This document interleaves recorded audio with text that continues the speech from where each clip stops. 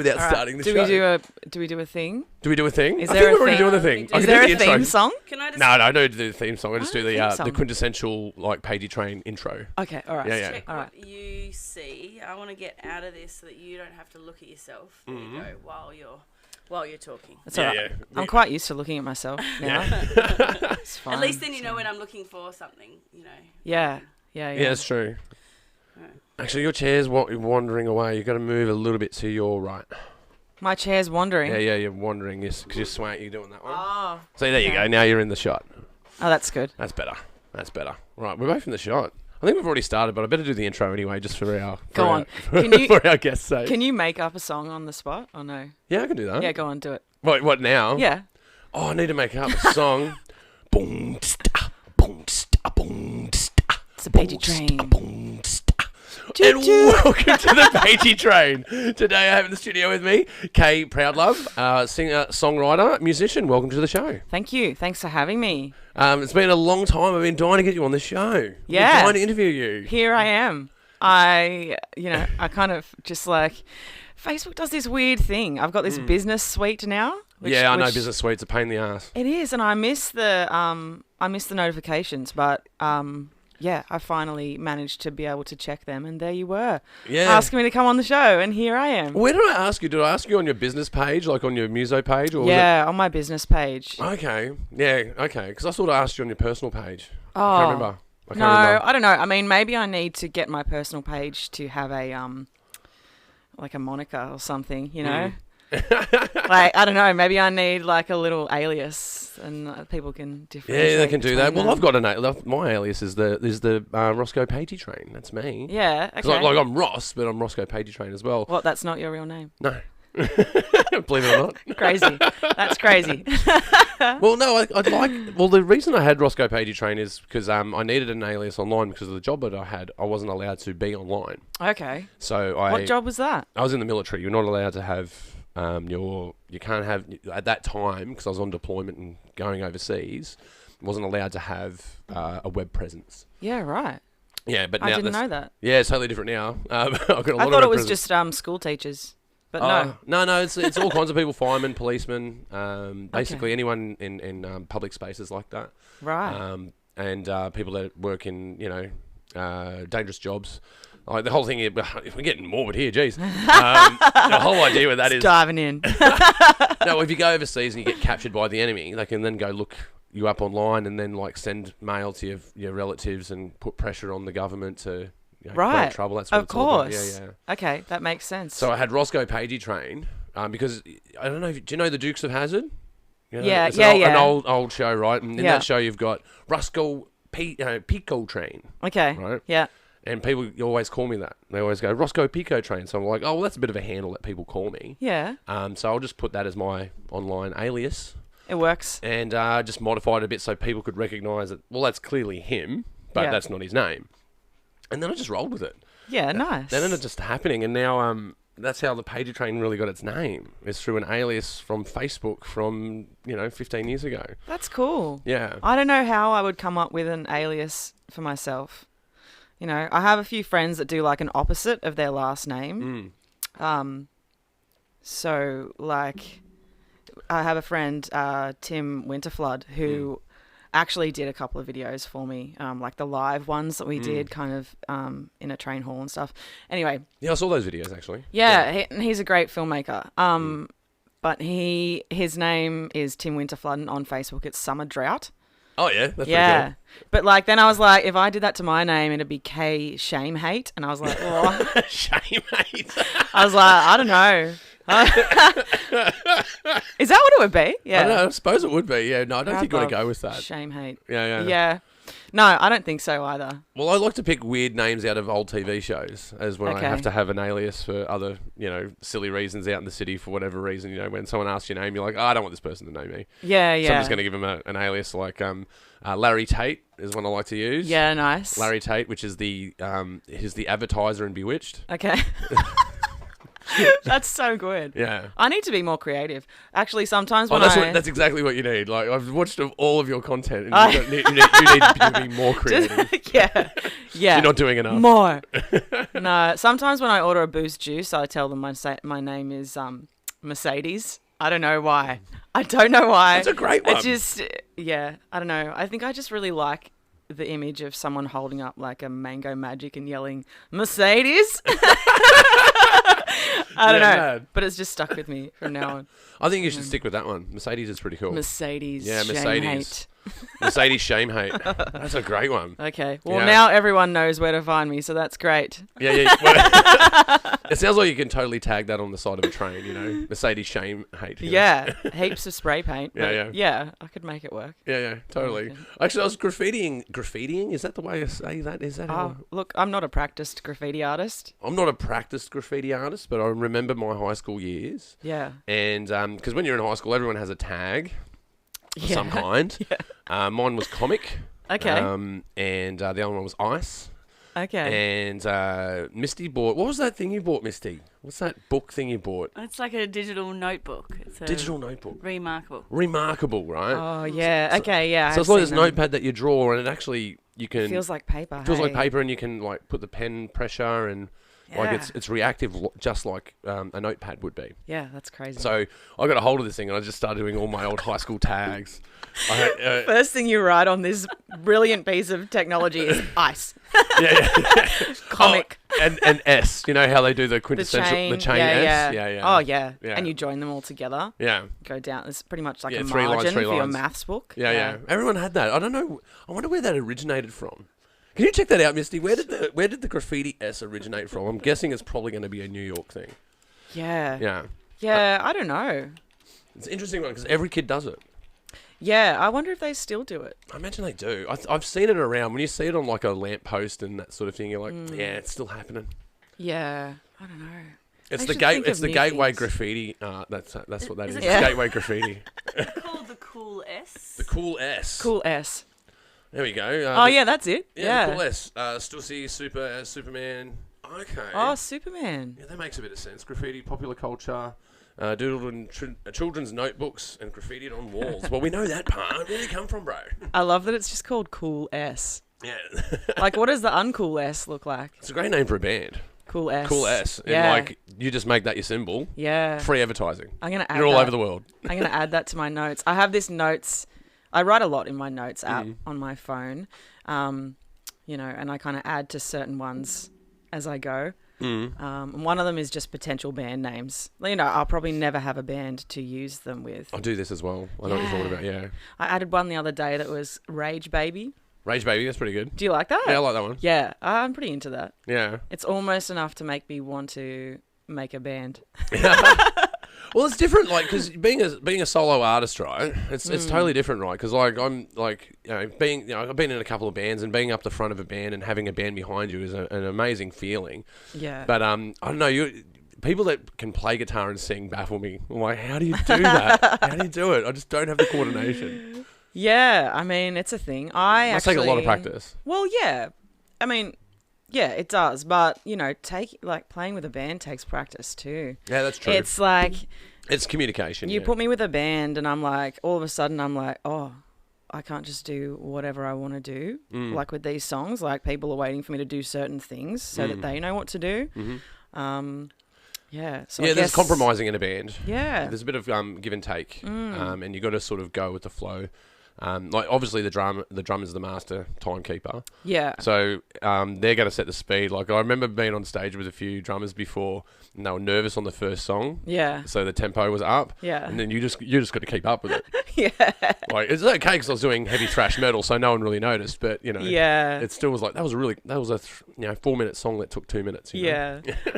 Pre-COVID, I was doing some duo gigs with my partner, who is a really excellent drummer.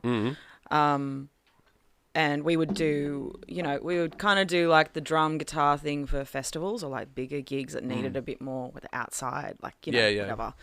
And people would always comment on how he looks at me the whole time with this look of adoration. And I was like, no, he's just waiting for me to fuck up. Like he is. Well, you always know this. I was saying to Misty the other day. We were watching a band at the Veet Awards. Yeah. Was it Zeet? Zest. Zest Awards. Yeah. The Veet Awards. That would be a bit weird, wouldn't it? The Veet- What are they selling there? Yeah. The hair removal awards. Wow. Okay. So smooth. So smooth. First prize. Yeah. First prize gets really smooth. No, the Zest Awards. We're watching this band, Worlds Collide. Big shout out to Esky, actually. Okay. Really top notch band. Yeah. And you see the guitarist walking over to the drummer, and I said to Misty, he's in trouble. She's like, what do you mean? I said, because when a guitarist walks over to a drummer and starts looking at them playing, Yeah. get You're on doing the the wrong thing. get on the root note, get on the root note. There you are. Now we're on. And then they walk away. Okay, now we're good. Yeah. It's like, it's probably good that their back's turned so that you can't really see everything that's going on there. Yeah. Yeah, I like the onstage antics though. Those onstage antics with a band is fun. Leading up to a gig is fun. Yeah. Working in a band is fun. Writing music is fun. But when you add it all together, it's really hard. It's one of the hardest, easiest things you'll ever do. Oh, for sure. Like, it's messed up. It's a really messed up thing to want to do, because as much as I love being a musician, it is just so much more than just playing music. Yeah.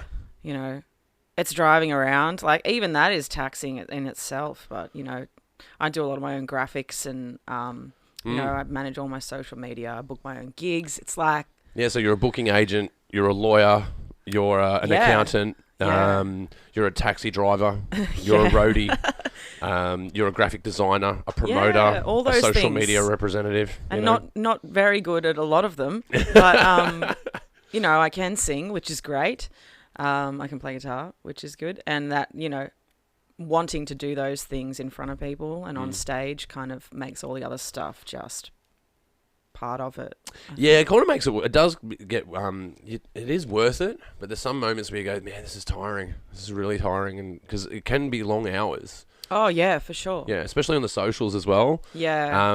Oh, you were talking about, we were talking about, what was it, FB, what's it called, Business Suite? The Business Suite, yeah. Oh, it just kills me. Some of it's good ideas in there. Yeah. Like the whole scheduling, because you can save time. Yeah. Like I try to schedule a lot of posts. Like Yeah, I I go, do okay, that. here's the day that I'm doing my social media. I try not to do it Yeah. every day. Yeah. Yeah. And the irony is I hate being on social media. Like, it's junk food. It sucks a lot of energy. It does. And I realised, it was probably about 6 months ago that I realised how much it was taking from me. And I kind of just like culled a lot of stuff. Like I unfollowed a lot of accounts that were like kind of getting in my head about, I should be doing more, I should be doing in this, whatever. But then I you also... had a case of the spostas. I'm supposed to be doing this. Oh, I'm yeah. supposed to be doing that. Constantly. But, Yeah. I just realised that the people I was following on social media were not helping that, helping me just do like what I'm good at. So I did that, but then I also started scheduling a lot of posts as well. Saves and time. scheduling stories even. But the thing is, like, Yeah, you do heaps of stories. well, it's You're like good at the stories. I'm not always where I You say say that you're not good I at it. am. I reckon you're pretty good at it. Oh, I love doing them, and like especially in the last little while, I've become a lot more real on my stories. Like I don't really, I just enjoy it. I enjoy like connecting with people. But Well, I think you're pretty authentic. I think pretty, so. I think you're pretty honest and authentic in your stories and your music as well. Yeah. Especially during COVID. Like, how was that? Like, because like I know, like I did my last gig in my last band at Frankie's. Did you? Yeah, which is like one of the best venues you can play at. It's just, it's the best. It's the bomb. Yeah. Like you get beer and pizza and you get paid. It's great. It's the best. Yeah. I'm really sad about it. It's becoming a train station now, isn't it? Yeah. But I feel like, we had a similar thing with a venue in Wollongong called Rad Bar. Oh, yeah, the Rad Bar. Yeah. Oh, the Rad Bar, yeah. It just, those kind of venues just have a culture around them that doesn't really go away. It just kind of moves. And I hope that that's what happens with Frankie's because it's, Yeah, they are. Apparently, they're moving it because it's the same with the Valve Bar as well. Yeah. Because that moved from Tempe and then it went to the Agincourt, I think it was. Yeah. I remember I played at the Agincourt and it was I think it was called the Viper Bar or something like that. Oh, okay. Like years ago. This Yeah. is, 2009 maybe. Okay. The olden days. Yeah, the olden days of playing heavy metal in basements, you know. Yeah. No, but those venues are so important, and doing gigs like that is so important for your profile as a musician, because that gets you the next gig. You know, because once you've got like a Frankie's on your resume, and you've got like it used to be the Bald Face Stag, now they call it the Crowbar. Yeah. Once you have those venues and the Mosh Pit Bar. Yeah. Once you've got those venues under your belt, other promoters look at you and go, oh, so you're seasoned. You've played at these places and you can handle a crowd and you can draw a crowd. Yeah, for sure. I reckon every small get that you gets you a bigger one. So it's, for sure. It's about building that momentum. Yeah, but the momentum got killed. What was it, 2 years ago now? Yeah. Oh, that's right. We're talking about COVID. COVID in the room, you know. Yeah. But I think we all had to pivot, right? Yeah. During COVID, and I think you pivoted really well because you were doing like that sort of lounge room music.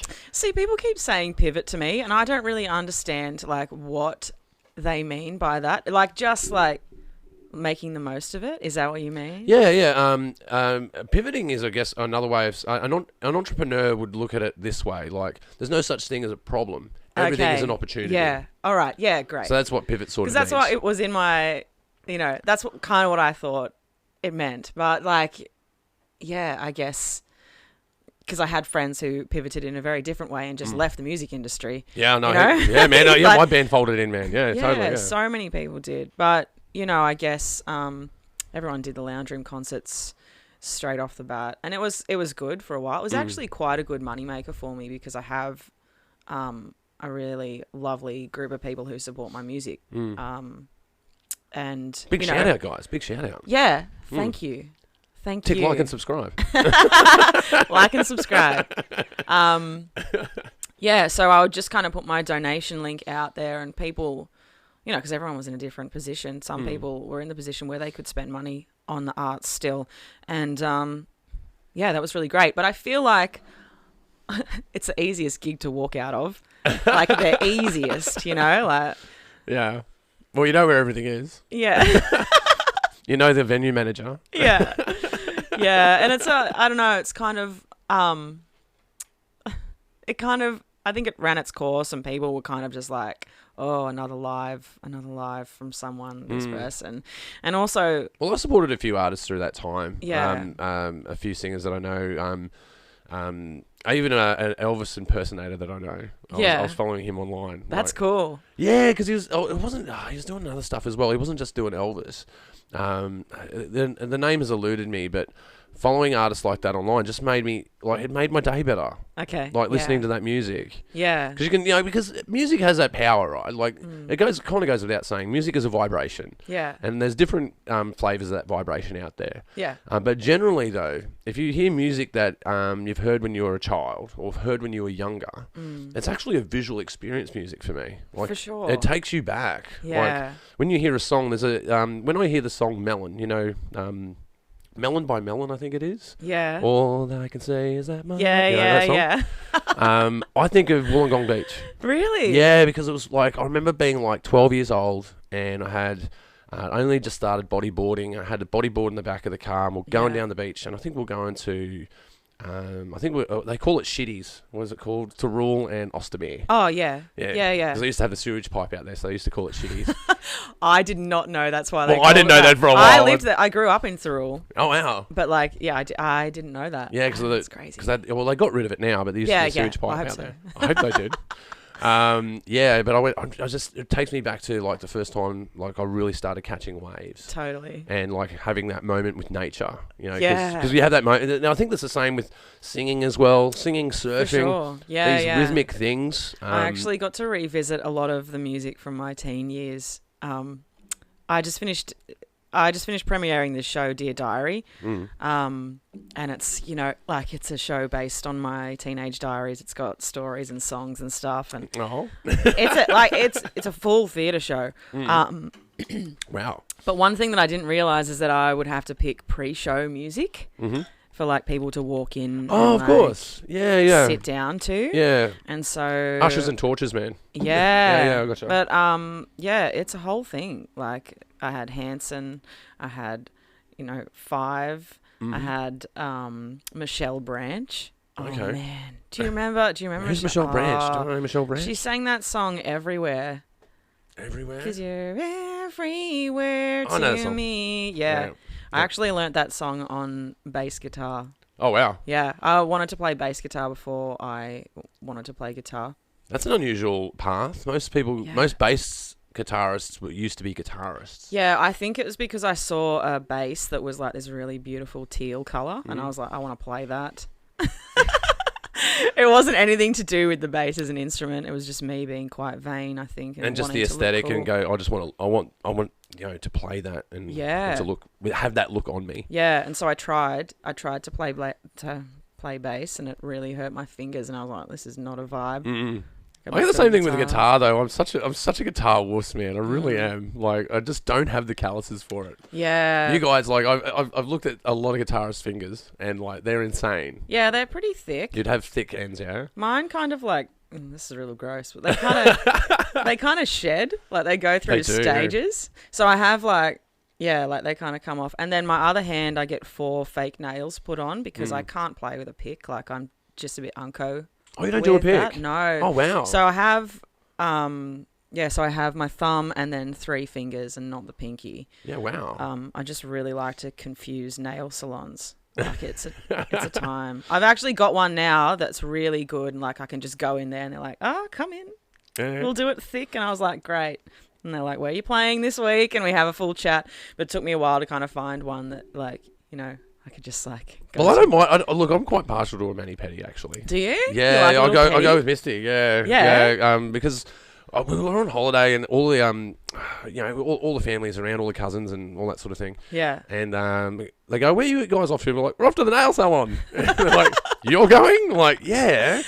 Yeah. But it's great because underrated. yeah, but you have like 3 people descend on you. They look after your feet. They sort out your hands. 3 people. Where do you go? That's pretty good. Yeah, normally because they do the foot bath. Oh, You got one okay. scrubbing your feet. All You got at the other ones once. doing your nails. Yeah. Yeah, I love it. I think it's Do you great. like the massage Guys, you're missing chair? out. You're missing Yeah, out. you are missing out. Mm. Do you like the massage chair? Do you put the Yeah, I like the massage You chair as do? well. Yeah. Yeah. No, I can't do it. Yeah, I love it. I love being looked after like that. Totally. Yeah, Yeah. cool. Well, I learned something about you today. Yeah, man. But it's terrible though. Like they always look at me funny. Like, so you want the nails as well? I'm like, yeah, Yeah. I do. Do it all. Do it all. I want the Yeah. whole thing. Yeah. I'll even sometimes get one of the nails painted red. Oh, do you? Yeah, so I do What's that. the significance of? It's anti-violence message. So Okay. it's to do with anti-violence against women and children. Yeah, So right. as a blokey, you get your nail painted. Yeah. For those that don't like red, you can also do blue. So Yeah, if you okay. don't want to be totally emasculated by red, You should do glitter. glitter. I'll Yeah. do glitter. Do glitter. Yeah, I'll Like do full that. gold. I Just reckon. one though. Yeah, just one. Just one. Just one. Yeah. Yeah, I think that would look great. But you do 2 different hands.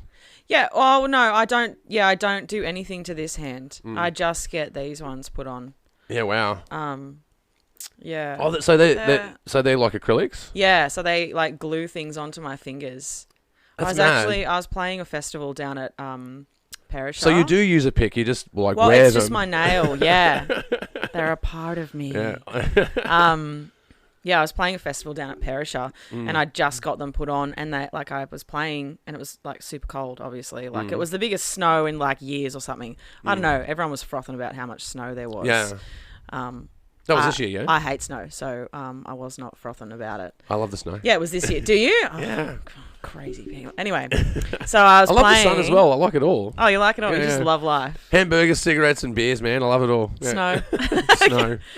I was playing in Beaches. the cold, and like they snapped off, Mm. and I was like, this isn't great. I don't know whether Shit. they were like frozen or like. Yeah, it would have been brutal from the temperature, I'd say. Yeah. Okay. Yeah. See, I don't know much about snow. Yeah, no, I'll be going to I'll be tapping into my science mind there. I dare say it's to do with the viscosity of the acrylic. Okay. So in Yeah. hotter temperatures, it would be more like soft, and colder temperatures, it would be more hard, Okay. more brittle. Yeah. Because I was a bit angry at my nail lady, but maybe I should just be angry at snow. Well, maybe you shouldn't have just burnt that place down so quickly. Maybe.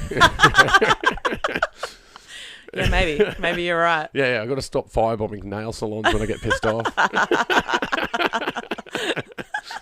Yeah, but Just like melted acrylic, just like Yeah. pouring out the door. And, yeah, and like, it turns out it was the viscosity of my acrylics. Damn it, should have looked it up. So maybe you should try these nails out. Oh, I don't know if I could do acrylic. No. I don't know if I could do that. Okay. Yeah, I don't know, because I bite my nails and Okay. Yeah. yeah, I bite my nails too. I don't know. I'm a nervous wreck when it comes to that sort of thing, I guess. I don't know why I laughed at that. I apologize. No, but it's true. It's usually when I'm editing and I'm thinking a lot. I'm like, okay, just yeah. doing Okay. that. Yeah, I guess it's a bad habit. I should cut it out. Editing is super hard though. Like I can understand why you would bite your nails down that far because I've tried. I mean, like I've done a bit. I'm by no means very good at it. We were just talking about that video clip before for my song May the 4th, and I edited that video. Oh, you did that one, the Star Wars one. That's my rock that for a bit, Misty. It's I love this song. Dance moves in it, and yeah, that's me. there we go. This is a great clip. So you edited this? I did. And you we filmed it. Yeah, we filmed it in a warehouse. I hired a projector. I was about to say you've done a projector on that, yeah? Yeah, for like $150 or something, and then I just got a bunch of space videos and just proceeded to be a bit of an idiot in front of the images, and then I think it's a great clip. Thank you. It's a great clip. Yeah, I haven't watched it in a while. It's pretty cute. But I actually like. It definitely blew up online as well. Crush. Yeah, I think like. It's about, not knowing anything about Star Wars, but it has a bunch of Star Wars references in it, which speaks to Star Wars fans. But it you also actually do know speaks about Star Wars. Well, I really don't. I mean, like, I know everything. But you're happy to go on a date, though. You're happy to go on a date and watch Star Wars, though. Yeah. Yeah. That's the message I got. Like, yeah. I know you like Star Wars, but I can like Star Wars too. I've watched all the movies now. I still don't understand anything about them, really. Like, there's not much to understand, really. Is there not, though? It's like, I don't know, it's like a space version of Lord of the Rings, really. I don't know. Okay.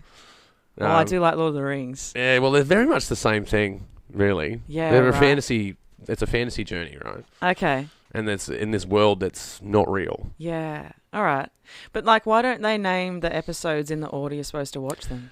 Because when I actually know this. Okay. The reason that they did episode 4, 5, 6 first. So the first 3 episodes are 4, 5, 6. Okay. Is because when they looked at the saga, because it wasn't a trilogy to begin with, it's a saga. It's 9 books, right? Okay. 10 books, I think. Yeah. They looked at the first 3 books and they go, "That's a shit story. Okay. We can't make that." But story 4, 5, and 6 are really good. That's where the action is. Okay. This is where this boy goes on a journey and then discovers that his father is like the chief crack dealer in the galaxy, right? Like, why has no one explained Star Wars to me like this before? But that's what it is, right? I know crack dealers. I can understand this heaps better. Heaps better. Well, why do you think he's like got that suit on, man? True. He's been way too heavy into it. It's expensive. Yeah, it's expensive habit. It really fucks your body up. Just quickly, I had this gig last night. Where this table, I play a lot of covers gigs still, a lot of weddings and things like that because gotta pay the bills. You got to feed the monkey, man. Yeah, that's right. In my case, the monkey is my 2 dogs. But yeah, I had this gig last night, and this group of people came in, and I'm not making any assumptions about them, but they came in and they had lots of drinks, and they shared 1 plate of ravioli between 6 people. And then on the way out, they weren't threw... too famished, huh? No, they threw $50 at me, and I was like, all right, this is great. Okay. It's the first time I've had money thrown at me. That's good, though, because that's like the whole, Piano Man deal. Put some bread in my jar, baby. Yeah, I was into it. Yeah. And then I was a bit mad that I was into it. But anyway, whatever. Yeah, that's okay. It's good. It's better than applause when people throw money at you. Yeah. Definitely. Yeah, I mean, people don't applaud me at that gig anyway. It's a restaurant. It's very much like a background. Loungy sort of. Yeah, I play jazzy versions of popular songs. Yeah, and I'm just like in the background. Sometimes I don't really even like stop between songs. I'll just like keep going, so people don't have to like put their knife and fork down and like anyway. Go. Yeah, and I just like it is what it is. Well, I'm a clapper. Are you? Yeah, I'm always clapping. Yeah. Yeah. Piano players in wine bars. You I'll know clap, that guy. I'll clap for that He's shit. always clapping. Yeah. Like piano players and wine bars, man. I'll totally clap for that stuff. Yeah, right. Totally. Okay, I like to see that. an artist at work, man, because it's hard. Yeah. People don't realise how hard it is. Yeah, that's right. Yeah. And I guess you would know that as well from being an artist yourself. Like it's always different when you go into a setting like that and you've been the person in the corner playing the songs. Like, Yeah, you know what's going through their head. Especially when the shine's worn off as well. So you're there, because there's a moment where you go, oh, okay, so now I'm a performer. I'm getting paid as a performer. This is fantastic. And then the shine wears off that. And you're like, oh man, it's so much work. Okay, so you still get you still get buzzes from certain gigs, but you don't get the same buzz from every gig. Oh, for sure. It definitely feels like a job. Yeah. Someone said to me a while ago, like, I was kind of just like, I was talking about what I was doing that night, and I was like, oh, I've got to go play this gig and blah, blah. And they're like, well, that'll be fun. And I was like, oh, yeah, like, it is what it is. And they're like, well, don't you have fun, though? And I was like, well, yeah, like I do, but not always. And they were like, well, that makes me sad. I'm like, well, it's a job. It's a job, I do enjoy my job, but it's still... It's a good job, but it's still a job. Sure. Yeah. It's a good job, but it's still a job. That's what people forget. They go, I just wish I could be that guy on stage doing this thing, And you're like, yeah, but do you understand what they went through to get there? To get there, yeah. And there's still such he's probably had 4 hours sleep, man. Yeah. Like, he's knackered, and now he's got to jump around on stage and make everyone happy. Yeah, I feel very lucky that I have, family and... my parents are super understanding of what I do, and my mum is a big reason why I actually, followed this path and made a career out of music. But there's so many people that don't have that, and spend like Christmas lunches like fielding questions about like, how do you make money? How do you... Oh, that's fine. Are you still writing your little songs? Are you doing... Oh, yeah. Your little songs, your that little music songs. thing that you're doing. Yeah. Oh, that's so good. You're still... Yeah, we get that as well, because we do the festival. Like, are you still running that little festival of yours? Yeah. And you're like, it's actually quite a mammoth thing. Yeah, it's quite a big thing. It's amazing. And people are just they love like... it. And there's growth that's coming out of it, man. Yeah. People are entertained. Yeah. But, it's just a matter of not being in the scene, I guess, and not really... understanding the work that goes into it. Yeah, but as well, like, what is the scene? You know what I mean? Like, you can go. Everyone will go straight to an A-lister idea of what a film or what a song is. If it's not on this top 100, if it's not, on the first, top 10 on Netflix, then you're not in. Yeah. And that's a very small space. Yeah. Everything goes into that. An analogy I use is back to graffiti, actually. Yeah. Like, people will look at a mural and go, that's beautiful. I love that. And they go, on these tags on trains, I hate that. Yeah. They're like, well, how do you think that one came about? Yeah, that's right. Because that kid started tagging on trains, man. Yeah. You may not like that grittiness. Yeah. But that grittiness, that is the grassroots of art. Yeah. That artistry starts from a gritty place. Yeah. From the urge to make something. Yeah. Yeah. It literally comes out of nowhere. Yeah. And that nowhere space is usually a bit rickety to begin with. Yeah. Like, playing and singing at the same time. Like, you would have had a moment where you eventually put those two things together. Yeah. I remember what song it was, actually. It was Tracy Chapman, Give Me One Reason. Okay. Yeah. So I had like, it just melted my brain. I think I was in like you got to separate your mind. You got to separate your mind, right? Because you're using your hands and you're thinking about, okay, so I'm up to this chord, and now I need to harmonize with that. Yeah. And really like hard. it's weird to think about it now because, I guess it comes as something that's second nature to me now, but it wasn't like that for a long time. And I remember sitting there like trying to learn this, it's a 12-bar blues. Yeah. It's a 12-bar. That's a good place to start though, really. Yeah, but like I was trying to get that bass note in, like that dun dun da dun da, and it's quite a complex rhythm for someone who's not used to playing guitar and singing together. And like, yeah, once I could do that, I was like, yeah, this is cool. I think I can do more things now. So yeah, it opens up the world, right? Yeah. But you had to learn how to sing and learn how to play guitar, and then put those two things together. Yeah. And I'm still learning how to do those things every day. Like, I guess my point is, it comes from a place of innocence. It comes from a place of nowhere. It comes from a place of a grassroots idea. Yeah. Where you got to start somewhere. Yeah. And everyone's going to criticize you, and then you realize that your own worst critic is you. Like, I'm my own worst critic. Yeah. I really am. Sometimes I worry about what other people think, but usually I remember like that I don't care. Yeah. Usually I remember that. Okay, I'm doing this for me. Because I guess, like, as well, like, being an artist it's selfish and selfless. Because you're doing it for you, right? You want to feel good playing music. You want to feel good painting this picture, or you want to feel good making this movie or doing this performance. But the reason that you're doing it is in order to entertain somebody. Yeah, for sure. So that's selfless, right? You go through all of that work to make someone feel good. Yeah. But you also go through all that work to make yourself feel good. So I find that artistry is a paradox. Yeah. It's selfish and selfless at the same time. Yeah, I agree with that. Mm. And it's interesting to see how that eventuates in different settings. Like, I would say that where I thrive the most is on stage, like performing with an audience. If I have an audience to play with, I'm so happy. You know, I love telling my stories. I love connecting with people like that. You put me in a studio to record my music, I just like, it's not the same. Yeah, it's I a different get vibe. super anxious about recording my own music. I do a lot of sessions for other people, singing on other people's songs, playing on other people's songs, going in as like a writer, whatever. Yeah, I can work on someone else's stuff. Like, I love easy. being the hired gun. Love The it. hired Yeah. gun's fun, yeah. It's great. That's I great go work. in to record my music. It happened last week.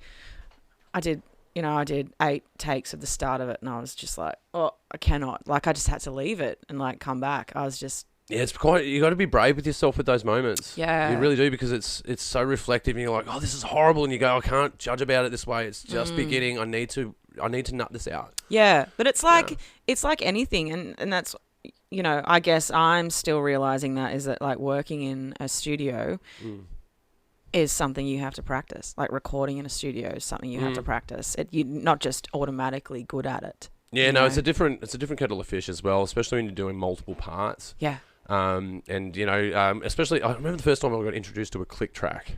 Oh yeah. I'm To like- blow your mind. Yeah, I'm like, shit, this is a You're whole like- different game. I haven't practiced any of this like this. I just feel it. I just go by feel, and now I've got to count. Just feel the music, man. Yeah. Yeah. But I know guys that do click tracks on stage, man. You know, Yeah. drummers that just run to a click track. I'm like, yeah, but don't you? Yeah. How can you get lost in the moment if you're stuck on a click track? They're like, well, this is the song. This is how it's got to be performed. Yeah, I think you just have to treat it as another band member, you know, eventually. Like, it is the most important one because it doesn't change, it doesn't adapt to whatever you're doing. Yeah. And it's like, you know, it's the same. It's like, it's just something that you practice and get good at. It's just part of the job that people don't realise, Yeah, you well, know? it's night and day. It's another though. one. Yeah, it is though. It is, like, because if you Yeah. record a track without a click track, and then you're like, okay, that was nice and organic, that was great, and you can't duplicate that exact moment again. It will always have different nuances and differences to it. Yeah. When you start learning a click track and then you start putting that music together, you're like, oh, this is good. Yeah. This is really coming. It really ties it all together. It is imperative. Yeah. Like, you have to do it. Yeah, yeah. It does make Otherwise things you're doing a live easier. album. Yeah. I mean, and there's a place for that, for sure. Like, and some of the most beautiful songs, recorded songs have just been, you know, one-offs that will never be repeated, that can't be overdubbed, that can't be added to. And that's cool. But, like, yeah, you know, click tracks. Those click tracks, yeah. They'll get ya. They'll get you. But it's good, though. It's a good thing to learn. Like, that's just another component of it all. I don't know. There's always a moment either in a studio or a rehearsal studio where I've been working with a band, and we all have that moment where we all go, oh, we've all got it. We've all just clicked. Because there's always that, like, sort of like foreplay, getting to know each other with new musicians. Yeah. Because you've got to communicate, right? Drummer's got to communicate with a bass guitarist. Guitarist's got to communicate with a vocalist. You've all got to figure out your cue points. Yeah. And sometimes that's got to happen really quickly, depending on your gig and what's happening. Like, you might have just had a last minute replacement in your band. You're like, yeah, but we've got the gig. We've got to go do it. Yeah, 100%. And I think that's like, you just got to trust your chops. Yeah, that's it. That's why I like being Yeah, a hired too. gun. Love being a hired gun. Yeah. I love doing those kind of gigs. Yeah. Where I've been doing a few lately where I'm like doing heavy metal tracks for rap tracks. So there's these rappers that go, I want a heavy metal track for this part of the song. Can you do it for me? I'm like, yeah, man. That's sick. I'll give it a go. I love doing it though. I love using my voice. That's just absolutely love using my voice. Yeah, it's nice to kind of find those moments where you feel like, you know, oh, that's what I'm good at. You know, I can come in and do this. Yeah. To go back to that theatre show that I've been doing, like, I'm a real baby with theatre stuff. Like, I was in a really good position where a theatre company wanted to develop the idea that I had. And so they kind of taught me a lot, like, during this rehearsal process. And there was a lot that I had to learn. Like, I didn't even know, like, really what the sides of the stages were called, or, like... Stage left. What is stage well, left? No, is it actually on the left, or is it on the right? I only know it as prompt side and opposite prompt side now, because that was the language that they used for me. And then they would walk past and be like, 20 minutes to beginners... Like, this is my director. 20 minutes to beginners, 15 minutes to beginners. And I had to stop him. I was like, I don't know what beginners is. He's like, it just means, you go to your spot where you start the show. I was like, okay. And then they go, yeah, good luck. Oh, we don't say that. Yeah, no, we don't say that. We don't say good luck. You've got to say chookers, mate. It's all chookers. Little chicken wings. But, I felt dumb for a lot of that rehearsal period. But, then there was this really nice moment where we were trying to sort out the audio within the theatre. And someone was like, it was the director, and he's super smart and a great guy to work with. His name's Leland Keane. He does a lot of stuff.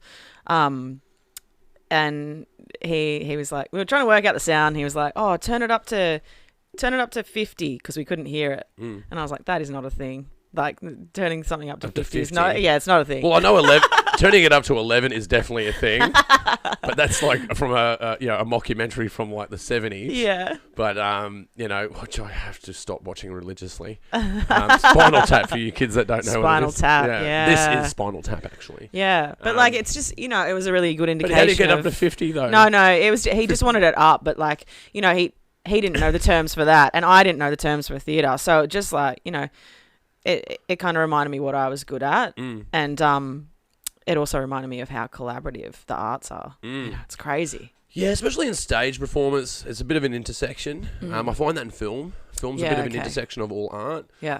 You've got the performance, writing, directing, lighting, cinematography. Yeah. It's this intersection. Yeah. And stage work is that as well. Yeah. But even being in music, you brought up before, like, you have to be your own graphic designer, right? You've still got to have these intersections and understandings of different disciplines to do your discipline. There's no one, master of a trade anymore. You've got to be a jack of all trades. Yeah, that's right. Especially in this modern era. Yeah. I was talking about it before, the scene. What is the scene, air quotations? The scene is everywhere now. Yeah. It's literally everywhere. Yeah. Like, you can't avoid the scene. No. In fact, we've been spoiled by the scene. Like, people are so spoiled by free music. They're so spoiled by free graphics and free film. Yeah. That everything is so critical. Like, Yeah. You can't miss a beat. But I think there's starting to be a shift back to that grassroots, that gritty feel. Yeah. So it has that authenticity. Yeah. When something is so staged and so well planned and so well executed. Like, don't get me wrong, I think the Mandalorian was really good. But I actually watched it. I did. back to Star Wars. I know. Oh, here we go. $50 million an episode. It looked really good, but it's... What? Yeah, $50 million. Really? Yeah, $50 million an episode. On what? No, I'm kidding. Well, it's just a little film, isn't it? It's just a little... No, how much... where do they spend this money? I can tell you where they spend this money, actually. Well, you know how they do... Here's the budget breakdown. You just pull it out. Well, this is how they do it, right? Because, if you go back to, like, old James Bond films from, Sean Connery days. Yeah. When they do a driving scene, they put a car in a studio. Yeah. They might even put it on hydraulics, so it moves around. They'll put a projector behind them and then shine a projector in reverse so that you can see it the opposite side of the correct way. Yeah. Now, that's how they used to do car chase scenes. Okay. Right? Because they'd have the guy and he would always be driving like this. Yeah. Got his hands moving on the wheel, clearly going in a straight line. Yeah. Yeah, he's just driving, right? And they do these projection scenes. Yeah. And then that moved to green screen, right? So green screen's a really big deal, right? So you put a green screen, you can, digitally impose a different background. Yeah, right. Mandalorian has now gone back and merged those two technologies together. Okay. So they have what they call perspective photography. So, so you're the subject, right? Yes, I always am. I'm always. I always am. Scientists have done studies. They found the center of the universe. I give you, it's me. I actually haven't checked what I'm looking like on camera. I don't know. I'm just like kind of slouching here. Anyway. You've lost a bit of headroom, but that's all right. I've lost what? Oh, have I? Yeah. I'm shrinking. Hang on. Hang on a minute, guys. There you go. All right, we're good. Yeah, we're good. Okay, so I'm the subject. Oh, there I am. Okay. Hello. So the background though. So if I move a camera around, you won't see the background change if you do a green screen, right? Because it doesn't move. So what they've done is they've made a curved screen that as the camera moves, the background moves with the camera. So it has a digital motion background. Wow. And that costs a lot of money. Yeah, I 'Cause can imagine that it does. Yeah, because they've got to do the CGI and building the sets, the digital sets, Yeah. and then incorporate that with the literal set, and then Yeah. dress that set, and then figure out the blocking, and then figure out the camera movement to then figure out what the background's going to be. And they That's all move in unison. And the good thing for the actors is they can actually see what, because on a green screen actor like Lord of the Rings, right? Yeah. When you've got Gandalf, thou shall not pass. He's standing Yeah. on a green bridge with a green background, and there's red dots everywhere. Yeah. I think even the staff was green. Probably, yeah. Right, so he's got to really be a good actor. Yeah. There's nothing around him. He's all right. Yeah, he does all right. What's his name? He's a really famous Ian dude. McKellen. Ian McKellen, that's it. Told you, Lord of the Rings, my bag. Yeah, Lord of the Rings. But now, if they were to do Lord of the Rings now, they'll use this Mandalorian technology. Yeah, And they can wow. actually see the sets. Yeah, okay. So they can now be more interactive with it. So it's more attuned to actors in their environment. That's cool. Yeah, so that's why they're so expensive. But now you watch, like, out of that technology, there will be a whole flow-on effect of different movies like that. Yeah, that's Yeah. exciting. But Star Wars has always done that. Okay. Star Wars Phantom Menace, right? I'm not a big Star Wars fan, just by the way. I just Really? know a lot 'Cause about you this se- shit. you've seen it. I sound like I am, but I'm not. Phantom Menace was the first film shot on a digital camera. Really? Yeah, because before that it was all shot on film. But if you look at Wow. Star Wars, it was the first digitally printed film. Okay. So they digitally printed on film to make Star Wars. So they'd shoot. Oh, okay. So they'd they shoot still on- had the film like in the cinema. Yeah, but they would Okay. but they would print over the top of it Wow. and layer over the top of it. Film printing, right? So that was a big thing. It took months and months and months to do just a few minutes, right? Yeah. So that's how they do all the space, spaceship moving scenes, and then put them in the backgrounds, and that's how they did that. So Star Wars has sort of been one of those yardstick technology pushes in the film industry, Okay. and they've done it again with The Mandalorian. $50 million an episode. Go Star Wars. Very well put together. But it doesn't Yeah. have, you know what I mean? But like, they even tried to grit it up by doing the Old West thing. They got in the Old West on Yeah. Tatooine. Yeah. I think they got that right. Is it Tatooine? I don't know. It's Tatooine. The sandy place that used to be watery. Yeah. Sandy Water Town. Yeah, it's true though. But like, if you look at if you look at a movie called the movie Heat. I don't know. Maybe. It's a I'm really bad with movie names. bank robbery movie with Al Pacino and Oh, okay. Yeah. Robert De Niro. Right. Because they've only ever been in 2 movies together. Okay. One was The Godfather, but they weren't actually in a scene together. So it's the only. Oh. So Heat is the only movie that they're actually in a scene together. Wow. Al Pacino and Robert De Niro. Well, that film was made from a TV movie, and when you watch the TV movie, it is badass. It is really. Oh, I thought you were going to say it's bad. No, but it's really good. It's Yeah. like stupidly good. But it Okay. would have been shot for like $60,000. Yeah. It would have been, and which is a drop in the bucket for some of these big production films, right? Yeah. Yeah. And it is amazing. Mm. Now, like but it has flaws and it has blemishes. Yeah. Yeah. When It's part of its charm, though. That's yeah. part of it. That's right. Yeah. And I think there's something like, don't get me wrong, Mandalorian's really cool. It's really great that they've got this technology and it's all pristine and really well put together. Yeah. But it doesn't have what these TV movies used to have, or some things that are a little bit more gritty Yeah. would have. okay. Like, look at Clerks, right? Yeah. Yeah. Clerks is a black and white film shot from a webcam perspective in a convenience store. Yeah. Yeah. It's totally story driven, totally yardstick. That's a Yeah. film that people will talk about still for another 30 years. Yeah. For sure. So I think, there's something in that grassroots idea. And Clerks is a great example of that grassroots idea of, man, I've got this story, I just want to tell it. I don't care that I'm going to do it in black and white because it's cheap, so I don't have to do the color correction. But I'll just make it, but I'll play on that. I'll use it as a deliberate thing, Yeah. It's and everyone's like, wow, that's so smart. Yeah, it's so It clever. was cheap. Yeah, it was cheap, mate. It was bloody cheap, but it looks good. Yeah. It's the same with that Star Wars video. Like, the only thing it cost me was Petrol and the projector. well, the projector, yeah. Like we shot it in a warehouse where I was renting an office. I rented an office to write my songs because I was like, I just needed a space that wasn't, the garage that I was staying in. The life of a musician. Yeah. Yeah. I couldn't So I was I like couldn't write staying in this songs garage, in this and I garage. had enough. I had enough. Yeah, I had I couldn't- enough. It was just really dusty and bad for the vocal cords and whatever. So I rented another garage and had the songs in there. But I rented a garage with a window. Yeah. But and we were talking about another one of my music videos, Drunk Girl Vow. Yeah, Drunk Girl. Can you pull that up, Misty? But this video, obviously, This is very well done. Well, yeah, I mean, it was great. Sean and Gabrielle did such a good job, and it was my kind of first experience of working with people who are good at filming things and editing things and It's beautifully shot. know things. Yeah, and they did so much great work on the lighting and the color palette, and Yeah, totally. It's got a nice, the color palette there, the texture. But it's funny because this video didn't get the reaction that the Star Wars one got. No. You know what I mean? And it kind funny of how like that makes me works. think about that grassroots, you know, something about the Star Wars one is kind of shit, you know? Like it's a little bit... I don't think so. No, but like I it's, know what you you're know, saying. it's I know what not- you're saying. It's not made like... It doesn't have that high production value. Yeah. Sorry, not shit. It's just basic. You know, Yeah, it's like a basic idea that works well. That's you know? right. Whereas I love this, like I love this drunk girl video, and I think I look super hot in it. Just looking at it now, I'm like, yeah. Oh, wow, yeah. Yeah, girl. This better be on the Pagey train right now. We got this to line, she says. Yeah. I'm on the sassy internet girl. again. You know, and pretty it was bad. such a fun experience, and it's a great video. But it's very polished, you know. And maybe that had something to do with it. Yeah, I with think how so. it was received. Well, maybe so, maybe not. But I think there's definitely something in that. And even looking at Star Wars, right? Star Wars was this project that they told, George Lucas, like, this is never going to go anywhere. Really? Yeah, he got told that he was a fool. Got told that you're wasting, like, they're going to cut your budget. You're going to lose all your money. Interesting. Ended up putting his own money into it. Like, and that's what I like about those sort of things, those kind of stories, Yeah.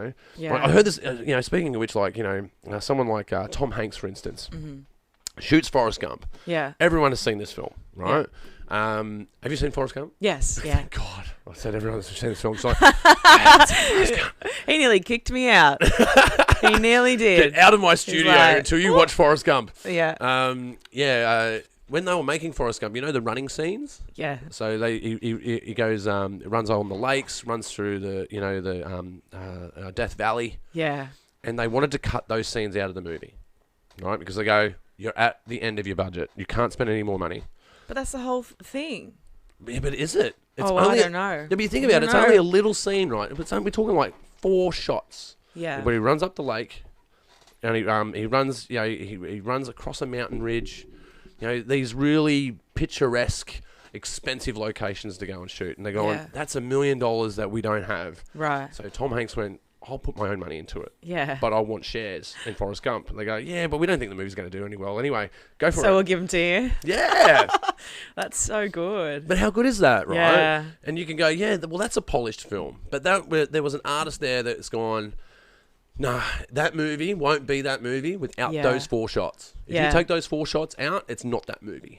And I think that sort of goes hand in hand with that idea of grassroots. So it's a grassroots idea in a polished environment. Yeah. So I think a polished thing can totally work if it's got heart and if it's got, if it's got that that zeitgeist, connection. So I think maybe perhaps that's why the Star Wars one did better. It's because it's got that zeitgeist connection. Yeah, for The other one's this polished, refined thing, and the message in it is about this. It's about a young girl that's like, getting drunk, killing a teddy bear. Isn't that what happened? She killed a teddy bear. It's more about how you turn into a child when you drink. Well, I used to anyway. I still do.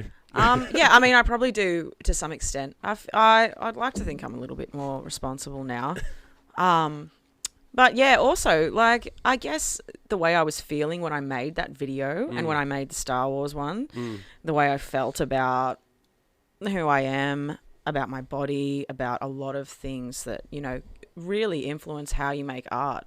And as much as you try to keep those things out of the thing that you're making, like, it seeps in, And I can see it. When I watched that drunk girl video just then, I can see how insecure I was at that point. I remember being so particular about my hair and my makeup, what I was wearing. And then, the Star Wars one, I got home from a gig at 12, I think, and we were like, oh, we're going to shoot this video. And my partner's like, yeah, I guess, like, let's go and do it. And we shot it at 1 o'clock in the morning. We got to the warehouse 1 o'clock in the morning and shot till 3, and then we're like, that'll do. And then we went to Japan the next day. I'm on the plane to Japan just editing this video, like, because it had to come out 2 days later, I think, because of the dates. It had to come out on May the 3rd, whatever. Anyway. May the 4th. Yeah, but it had to come out. It had to come out on May the 3rd because it's a Friday. And everyone was okay. like, you need to release it on the Friday because of music gets released on the Friday. You can't do it on the Saturday. And I was like, well, But that's... it's May the 4th, so it's I was whole like, gimmick. how? It's Yeah. the gimmick, man. Yeah, so it came out on May It's the called 3rd. Star Wars. Did you see the title? Yeah. Have you seen it? Have you seen There's this? Have you layer listened to the song? buns. There's space things. There's popcorn. Yeah, so I guess like when I made that video, I was in more of a space to be like, it is what it is. You know, Yeah. it's gonna be, it is whatever. I mean, it totally blew up. Like, I remember it did, like, because I, even though I don't like social media, I'm on it all the time. Yeah. I really am. We all are. I've got to stop doom scrolling. I'm a doom scroller. Are you? Yeah. Yeah, no, you got to get rid of that. Yeah, it's just unhealthy. Yeah. Well, like, I just like seeing the good guy getting, sticking it to the man, Yeah. and Karen's been put in their place. Like, Oh yeah, that's I- it. Yeah. I love Oh, watching are you like a commenter? Like, do you like no, to no, have little? I'm a voyeur. Okay. That's all right. Good to know. How do you feel about that, Misty? Well, not that kind of Doom voyeur. scrolling or the voyeur? All of it. All of it. No, I like to watch things on the internet. I don't like to comment, and Yeah, I don't read. okay. I don't generally read comments. Yeah. Generally, I don't. I commented once, and I just got into a massive fight in my messages. I wasn't responding to the fight. Like, this woman was fighting with me, and I was just like, "Eh." Yeah, no, we get those. Yeah, but Yeah. it just kept going. Like, it just kept, and my comment was so small. I feel like some people just want to have a argument. They want the confrontation. Yeah. Yeah. Oh, we've had a troll or two attack us once or twice. Really? Yeah. What do they say? Oh, the worst one we had was it was a couple of years ago. We have this we have certain posts that are really important through the year. One of them is the awards announcement for all of the filmmakers that won a prize. The Best in the West award, the Best Student Film, Audience Choice Award, and now we have a music video award. By the way. Oh well. Yeah, you should. Let me just pitch you some things. Yeah, just enter those clips in. Hopefully They're pretty old now. Do I have to make new ones? No. Oh really? No. All right, rock and roll. Yeah, if you Cash made it, in. if you made it, and Cash in. it's got a tie to Western Sydney in some way, you can do it. Yeah, I went to Western Sydney Uni. That counts. That totally counts. You're an alumni. Beautiful. Yeah, right. So you have these posts that you do, and you have someone comment on. Yes, they hijacked our because it's one of those posts that it's like, good on you, everyone. You guys did a really good job. We're so proud of you. And someone hijacked that post. That post. Yeah, going, oh, you guys are supposed to be diverse. You're supposed to be this. You're supposed to be that. And we're like, well, one, we don't really. I know it sounds terrible. It's not terrible. Like, we've actually gotten pats on the back for being diverse, and we always tell those people that we're not that either. Mm-hmm. We're promoters of art. We don't care who makes it. Yeah, that's right. Like, it just like you don't have to throw a stone too far in Sydney to be diverse. Like, it's not something that you have to be conscious of. Yeah. If you just be honest about people's art, it doesn't matter if it was a female black director that made this movie. It's a good fucking movie. Yeah. Like, yeah. We didn't go, oh man, this is a good movie to promote because this is going to get us tick boxes here. That's a silly way to do business. Yeah, and I think that's why a lot of I know a lot of songwriting competitions will have you enter anonymously. Obviously, if you're singing the song, but not everyone who writes songs sings their own songs. So like, yeah, that's true. Songwriters will enter songs that that other artists have performed. But a lot of them are anonymous. Yeah. So that hopefully that kind of doesn't sway the decision. But it's a really difficult situation to navigate, and I'm sure it is. you'll It is always get difficult. people. But again, though, people like sort of hop on that as a lever to create turmoil. Yeah. Oh, that is such a good term. Yeah. What did I say? I don't know. I'm not telling you. I'm going to steal it. it. Just steal it. A lever to create turmoil. Yeah, it is. Can I write that down? Yeah, Keep talking. Yeah, no, it's a lever to create turmoil. Just texting my because friends. they want to. Because when they hijack a post, they want to take the energy that you've promoted and they want to put the spotlight on them. Yeah. It's generally how a troll will work. They want the attention. And what I learned through that experience is when you get a troll, just block them. Just mute. Yeah. You're not being a constructive part of the conversation. Yeah. Unless you're doing something that's controversial. If you're doing something that is designed to ruffle feathers, let the conversation unfold. For sure. Of course. Yeah. I'm not saying a freedom of speech issue here. Yeah. I'm saying No, this is just a post to say that people won, man. Like, you don't need to be an asshole. Yeah, yeah. It's kind of like standing out the front of a church going, being an atheist. You know, Yeah. you have a right to be an atheist, but you shouldn't really go in there and start going, oh, this is all bullshit. Yeah, yeah. Yeah. Like, it's just... What's with the suit, man? Just wear it all clothes. Yeah, Imagine. But it's the same sort of things. Like, it's just not like you have the freedom to do that. Yeah. But the just funny being an thing is, asshole. like, people won't do that in real life. No way. People are so brave behind computer screens. Oh yeah, keyboard like, warriors, man. It's crazy. Yeah. The things people say to each other. I don't know. Do you have like a neighborhood Facebook group here? Yes, we do actually. Do you? Yeah. But like I live in Cranebrook. It's great. It's great. So good. It is amazing. I've got a couple down where I am. One is called, one's like the Farnborough Heights community page. But the other page that I follow is called What's That Bang in Dapto. Pull that shit up. I want to see that. I think it's called What's That Bang. What's that bang in Dapto? Yeah, and people just post like, did anyone hear that bang? Do people post that here in Cranebrook? Like, are they like, anyone hear that noise? Like, did anyone see those? we often have a Is it What's That Bang? Is it? they call it the ghetto. Dapto random bang identification. Yeah. Yeah, well we got gosh, hey Dapto, what's that bang? Yeah, that's it. That's amazing. I'm amazed. That is fantastic. Yeah. So no, ours is like the Cranebrook Neighbourhood Watch. okay. And we often have like a police helicopter that flies around. Yeah. And they call it the ghetto bird. Okay. So the ghetto bird. Yeah, the ghetto bird showing up again, and there's people filming it. There's people that run around here on motorbikes. Yeah, like I was following a dude up the road the other day. He's doing a wheel. You know the road that you drove up? Yeah. Did a wheelie all the way up as I'm following behind him. What? Like, this is a mad place to live. Did you post it on the group? Well, no, I did do. There's one I did. You know those little cars? Right? The for kids. Oh yeah. They got one steering wheel, but they look real. Yeah, like little battery ones or whatever they are. Not even a battery one, just a push one where you would run with your feet. Oh, okay, yeah, yeah. But it looked like a Jeep Cherokee, right? Yeah. It was on the side of the road, and someone tagged it as if it was a bombed out car. And I photographed it and I posted it, and people were like, "Oh, it's such a shame that people are damaging cars." I'm like, "Look closer, man. It's not actually." That is so good. Yeah. So there's all kinds of crazy shit that happens around here. Yeah, cool. I think the one that really stands out for me was someone was trying to sell a Makita drill set. Yeah. But no charger. Right. Charger not included. I'm like, sounds legit. Yeah, okay.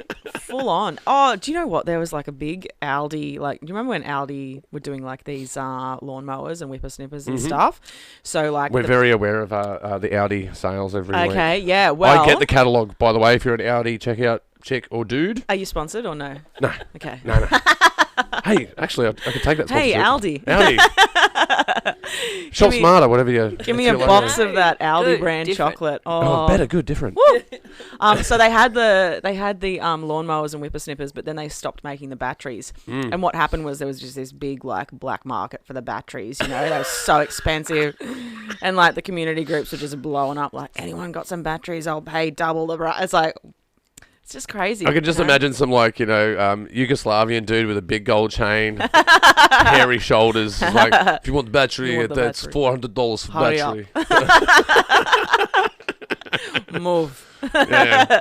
Yeah. You want to do the mowing? I'll show you how to do the mowing. You buy the car. Yeah, big business. Yeah. Big battery business. Big battery business. Actually, I do confess though, when at the Audi shopping, sometimes they do because they have different themes every week. Do you know this? Like, because you're talking about the garden. Oh, I thought you said you have different themes. No. I was like, oh, cool. Oh, wow. That's cool. It's getting saucy they do. at Audi, Roscoe. They do have different themes, yeah. Yeah, they do like gardening week, and then they do like, gyms, weights, and that sort of thing. Yeah. And, what was it? What was I talking about, Misty? You know what I was talking about?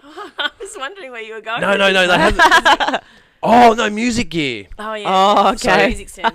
So every time the music week shows up, I'm like, okay, so I need some mic stands, and I need, anything that's like, if you go to the muso shop or if you buy it online, you go, okay, so a mic stand might cost me $30, but if I go to Audi, I might get one for $15. Yeah. Are they good though? Like, Yeah. do you have some? Yeah, that's one Is there. this This isn't from there. No, that's from big shout out to DJ City. That's where I got the stuff from. Yeah. I love DJ City. Yeah. Yeah, I bought a bunch of stuff from there. Yeah, I go to DJ City for most of my gear, and I say that's DJ City. That's DJ City. Yeah, cool. And all of the back stuff is streaming guys. Yeah, right. So I go through the streaming guys, or Video Dragon's another place I go. Okay. Yeah, always looking for a sale. Yeah, right. Especially Are you on tech. You have a lot of stuff in here. Mm. Are you like part of that forum gear sluts? No. Wow, I've got to tell. Man, I'm learning so much today. I've definitely got to be a part of that. But I don't know. Like, I just, well, I know that like, when I buy stuff, right, it has to make money in some way. I don't know what's going to come up when you search this. Yeah, this could be, hubbish. Yeah, I don't know. I feel like it's a thing. Or maybe they changed the name because it was a bit like... Yeah, they are. They have. Gear okay, Sluts is changing their name to... Gear Space. Yeah. Space. Okay. Why? No. Pussies, what are they doing? Getting too much trolls on their funny Facebook. We're a space Just now. mute them, bro. Just mute them. Yeah, I don't know much about it, but I know that, like, people like to go on there and talk about gear things. Yeah, well, I'm there. I'm usually the guy that you call when you've got a gear problem. Yeah, right. So my computer's not working. Ross, can you help me? Oh, okay. Right. My desk isn't working. My sound desk isn't working. Ross, can you help me? Maybe you'd be a moderator on that forum then. I'd be good at it. You could get like I a know proper lot of shit. I know a lot of shit. Do you have much experience with forums, like fan forums? Not really. Okay. Yeah, no. I think I'm one of those again though. So in some ways I'm introverted, and other ways I'm extroverted. Mm-hmm. And I think it's just that's one of the ways that I'm introverted. Okay. I'm I don't know, like looking into how to do vision switching and editing, filmmaking, music production, even how to record music. It's all self-taught off YouTube, really. Yeah, cool. Because there's heaps of resources now. Totally accessible. I have a rule though with how-to videos. Okay. Jump 45 seconds straight in. Yeah, Don't because bother. they do all the ramble stuff, right? Yeah, hear me out. Like, I know what you're doing. That's why I typed it in. Like, I know that's why we're here. Yeah. This is how you export from Final Cut Pro. Yeah, I know. First, the reason that you'd want to export. Turn on your computer. 45 seconds. Yeah, okay, that's a good tip. Yeah, just Hot click tip. 45 seconds straight in. Yeah, right. No, you can teach yourself just about anything. Yeah, for sure. One I'm working on at the moment is photo stacking. So, because I'm into astrophotography. Okay. I've got my new telescope is showing up soon. Awesome. Yeah, 16-inch Dobstonian. Okay. Absolute monster, this thing. Rock and roll. Yeah. I'll be able to, see the surface of Jupiter pretty well with this thing. Really? Yeah, Actually? it's literally like that big. That's how wide it is. That's sick. Yeah, and it's 2 meters tall. Wow. Yeah, well, when I bought it, the guy's like, so have you got like an observatory room? Instead of like, no, just the front lawn. I can observe from there. Yeah, totally. But when you look at like Hubble images, right? You would have seen Hubble space images before. Yeah. They're photo stacked. They're not one single frame. Okay. They're multiple frames that have been stacked together. Right. For instance, if you like, Misty, can you pull up the deep space image? Deep space image. Yeah, there it is. Like, pull one of those up. Any of those, right? So if you look at this image here, right? So this is a bunch of photos. Yeah. So that photo there, right? Once we pull it up, let's see if it's going to give us any grace. There we go. Just zoom in on that for us, Misty. With the control button there. Yeah. Control scroll. Control scroll. There you go. Control scroll. Right. See that picture there? Yeah. Yep. So they're all galaxies. They're not stars. Oh, that hurts my brain. So every one of those dots there is a galaxy. And inside of those galaxies, mostly are the size of our galaxy, which is about 800 billion suns. Right? Yeah, cool. To get that image, Hubble, what they decided to do was point Hubble at a dark bit of space. Because they're used to looking at things that are bright. And they go, what if we pointed at something that's dark, that we can't see? So what that photo is actually 1 million photos stacked on top of each other. So they've taken a million frames and they've run it through software because things will move and they've realigned them all. And that's why they call it a stack. And then they flatten that image. So what I'm trying to figure out at the moment is how to do photo stacking through astrophotography. So take multiple frames and then you can enhance the resolution of one single frame. And people argue that that's not real because what you're looking at there is not real. Like it's there. Like we know what that image looks like, but really it's a scientific instrument. Okay. that has put 1 million bits of light data together to form that one frame. It's actually not. Right. It's not a single photograph. Yeah. Okay. So people will debate that. Well, that's not astronomy then. Like, well, it is really. It's just the tool is different. We're in a modern era. Like, if you go back 400 years, like Galileo was looking through a similar telescope that I've got now, Yeah. and he would barely be able to see Jupiter. Yeah. But now you can take 1,000 photographs of Jupiter and enhance it and make it like full high resolution, and you That can is see full Jupiter. on. That is crazy. But they've proven it's true because they've actually gone to Jupiter and photographed it, and then they can go, Yeah. oh yeah, no, that's Yeah, that's that is scientific- Jupiter. That is Jupiter. It does work out. So yeah, but you can go and learn that on the internet. Yeah. You know, like what they're doing at NASA, you can go and figure out. Yeah. You know. So you're not just getting the telescope to work out your horoscope then? People get that confused with me sometimes. They go, Ross is really into astrology. Oh, I know. I I'm understand like, that they're no, separate. astronomy. Yeah, He's yeah. into astronomy. Actually, Yeah. I am a Libran. I'm the only star sign that isn't an animal. Okay. Because all the I'm half. I'm a Sagittarian. Sagittarian, so you know, So it's like half horse. is that half horse? A Yeah. tawn. Isn't that called a tawn? A Taurus. centaur. Taurus? Centaur. Centaur. Centaur. That's the one. Yeah, with the arrow. Yeah. Yeah. Yeah. So yeah, all the other star signs are living things, but the scales are the only things that aren't living. Okay. So that's very separate for you. Like you're not really into the. Kind of makes sense, really. If you're going to read my Yeah. horoscope, like I'm the only thing that sticks out of the whole society. I'm the only thing that's different, and there's a whole bunch of us. Yeah, I don't know much about it. I was drunk with my sister one night, and we downloaded the CoStar app, which tells you a bunch of stuff. And every morning, it will send me a little piece of advice for the day, which is, still something that's going on. I haven't turned it off yet. Well, I don't mind it, right? Because you can look at it two different ways, or maybe several ways. You can look at it as like a woo sort of thing, like there's this cosmic energy out there that you were born on this day, and Jupiter was in this position, and it had a gravitational effect on the waters in your mother's womb, and that's how you have your personality today. You can look at it that way. You can look at it scientifically and go, well, Jupiter's gravity does have an effect on the Earth. Yeah. It doesn't have a tidal effect like as much as the sun or the moon, but nonetheless, we're all made of water, and the moon moves around the ocean. So Yeah. why wouldn't it move us as well? Yeah, true. And there's plenty of cycles that are set to the moon. Yeah. Now in nature, all of these things are set by the tide. There is a scientific background to Yeah. the cosmic background. Yeah. That does exist. Okay. I think I live in the middle of that space. Like Yeah. I enjoy the romanticism of, the idea of being born on a day and being born in an era. Like for instance, that's what eras are. So the how do I explain this? The sun wobbles and moves, Yeah. and the sun isn't stationary. Mm-hmm. It isn't fixed in space. It's actually traveling like a comet, Yeah. and we're traveling around that thing. Yeah. That's traveling like a comet. Yeah. So the cosmic background changes over thousands of years, Yeah. and that's what an era is. So Yeah. we're currently in the era of Leo. Are And- we? Yeah. So it will eventually move. So at the moment, the Southern Cross Yeah. will point to the southern point of space, right? Yeah. And the reason they call it the southern point, northern point is because we spin. The universe doesn't spin, but it looks like the universe spins, right? Yeah. But there's two poles that don't spin; they just spin like that. They're Yeah, always in. They're always in the sky, but the rest of the sky disappears and reappears, and horizons and horizons, right? Oh, this is hurting my brain. So, that southern point, like for instance, Yeah. Polaris, right, is the North Star. Yeah. In 1,000 years, it won't be the North Star anymore Really? because we're moving.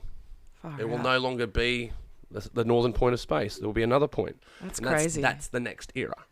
That's how Yeah, that's how right. they work out the eras. Yeah. So looking at it, there is a cosmological mapping of time. Mm-hmm. So that's scientific. You can Yeah. map time. There's inaccuracies with it of course. Leap seconds, leap years. There's definitely corrections in that mathematics. July and August? Julius Augustus Caesar had to add in 2 months.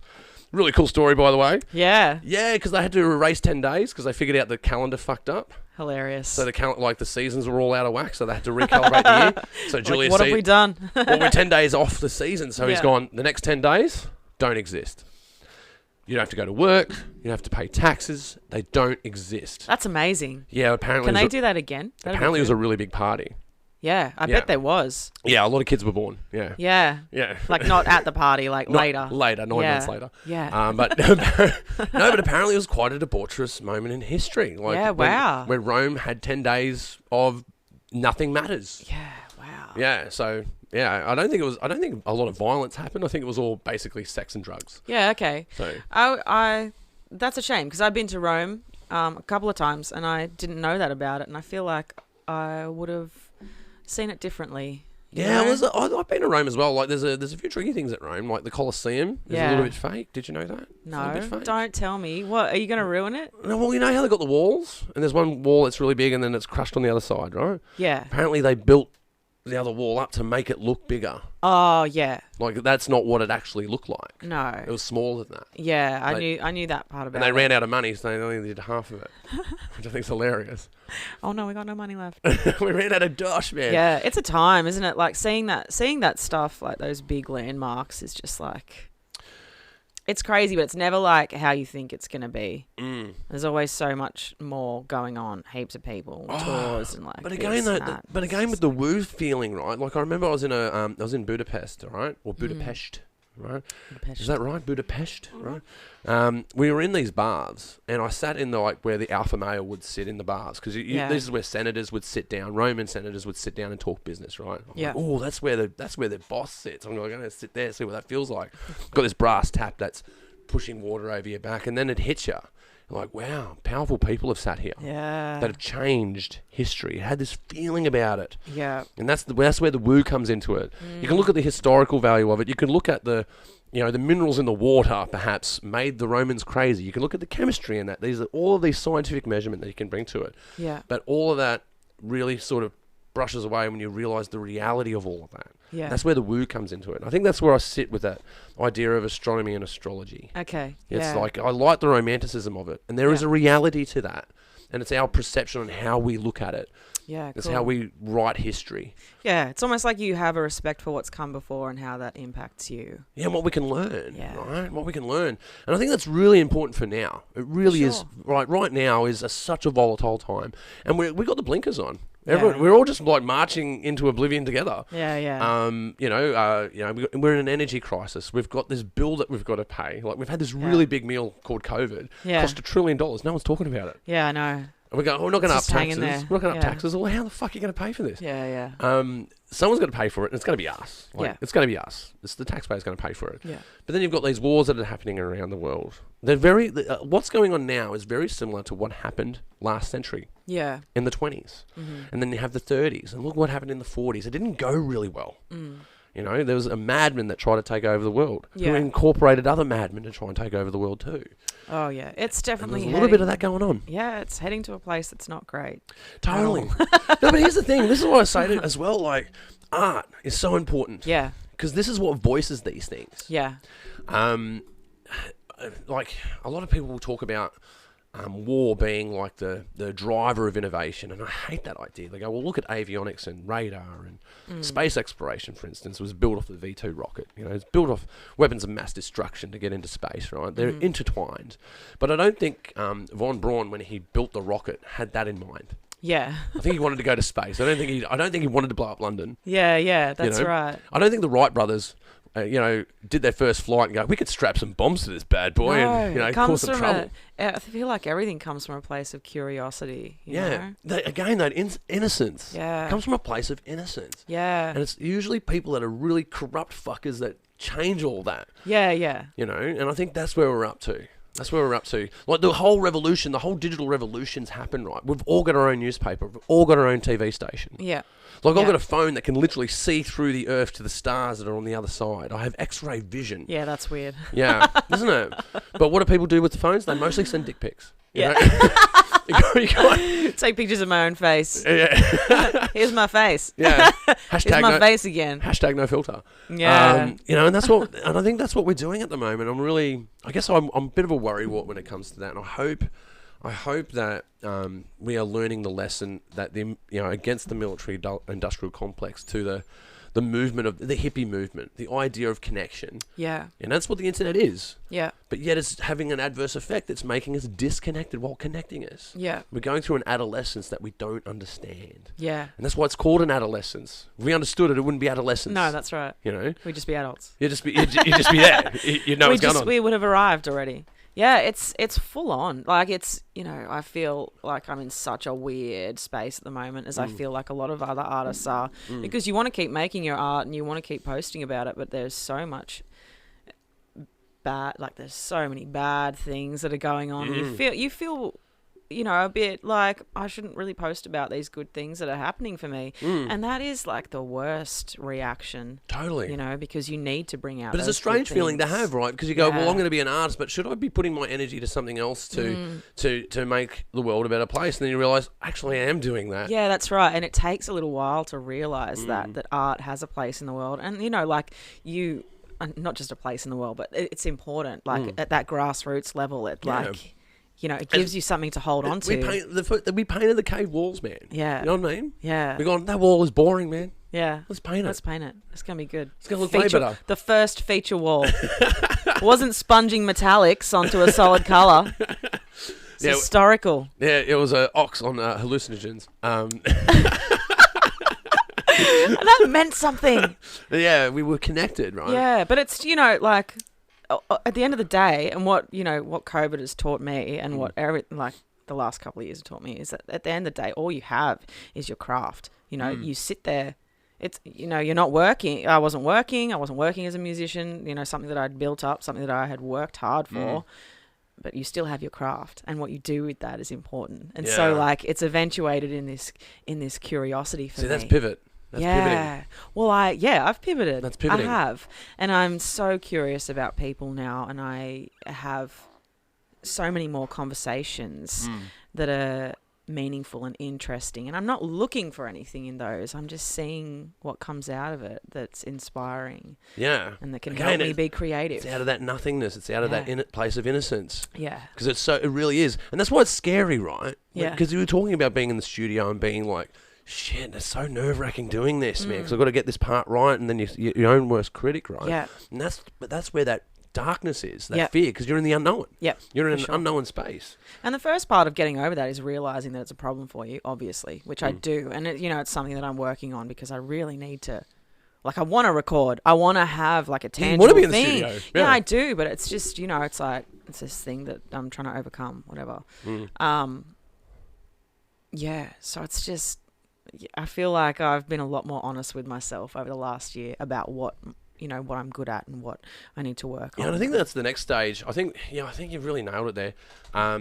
About that honesty of oneself. I think when you become an artist, because we talked about it as well before, when you're with your family going, oh, you're still doing that little music thing that you're doing? Yeah. And they belittle it. Yeah. And say, oh, that's not a serious thing to be doing. Yeah. And then you've got to tell people that it's a serious thing. Yeah. But the person you've got to tell them most is you.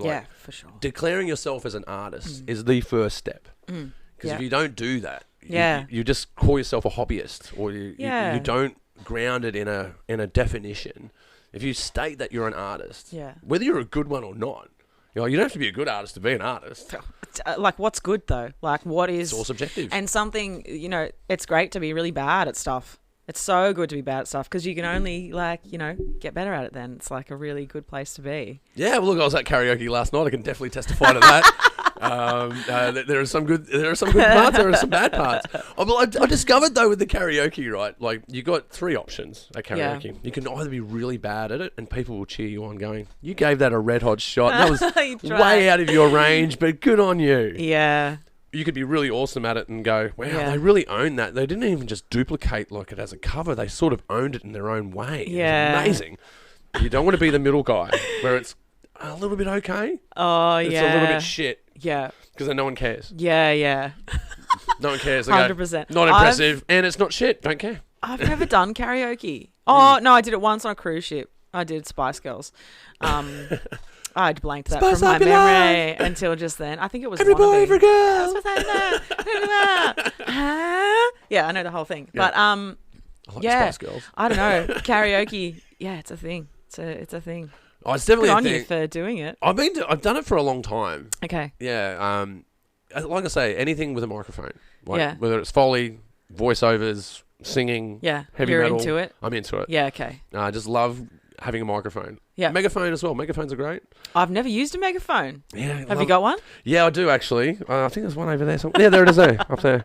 All right, we'll do it after. No, I think the Still Searching Productions crew got me that megaphone. Oh, Yeah, because okay. when I'm on set directing, sometimes I have a shot list in my hand. Yeah. And I roll it up. Yeah. And I turn it into a tube, and I'm like, all right, you over there. They're like, you need one of these. And like, they got me a megaphone. I'm like, I need a megaphone. How Wow. good. That's cool. I can't talk quietly to save my own life. I can't. Really? Like, if we were in the jungle and we had to whisper, we're Yeah. dead. I'm You're fucked. They're going to get us. I'm going to have to learn Auslan, man, We're because we're done. going to die. Yeah. Yeah, Even no. Auslan can be quite loud, though. Yeah, it can You be, know, yeah. yeah. Yeah, and I was Or talking... like, Well, yeah, I was talking to Dave O'Hardy. He does. He was a film director I had on last week. oh, okay. He does Auslan. Oh, and we're really? talking about it. Yeah, it's called syllabants.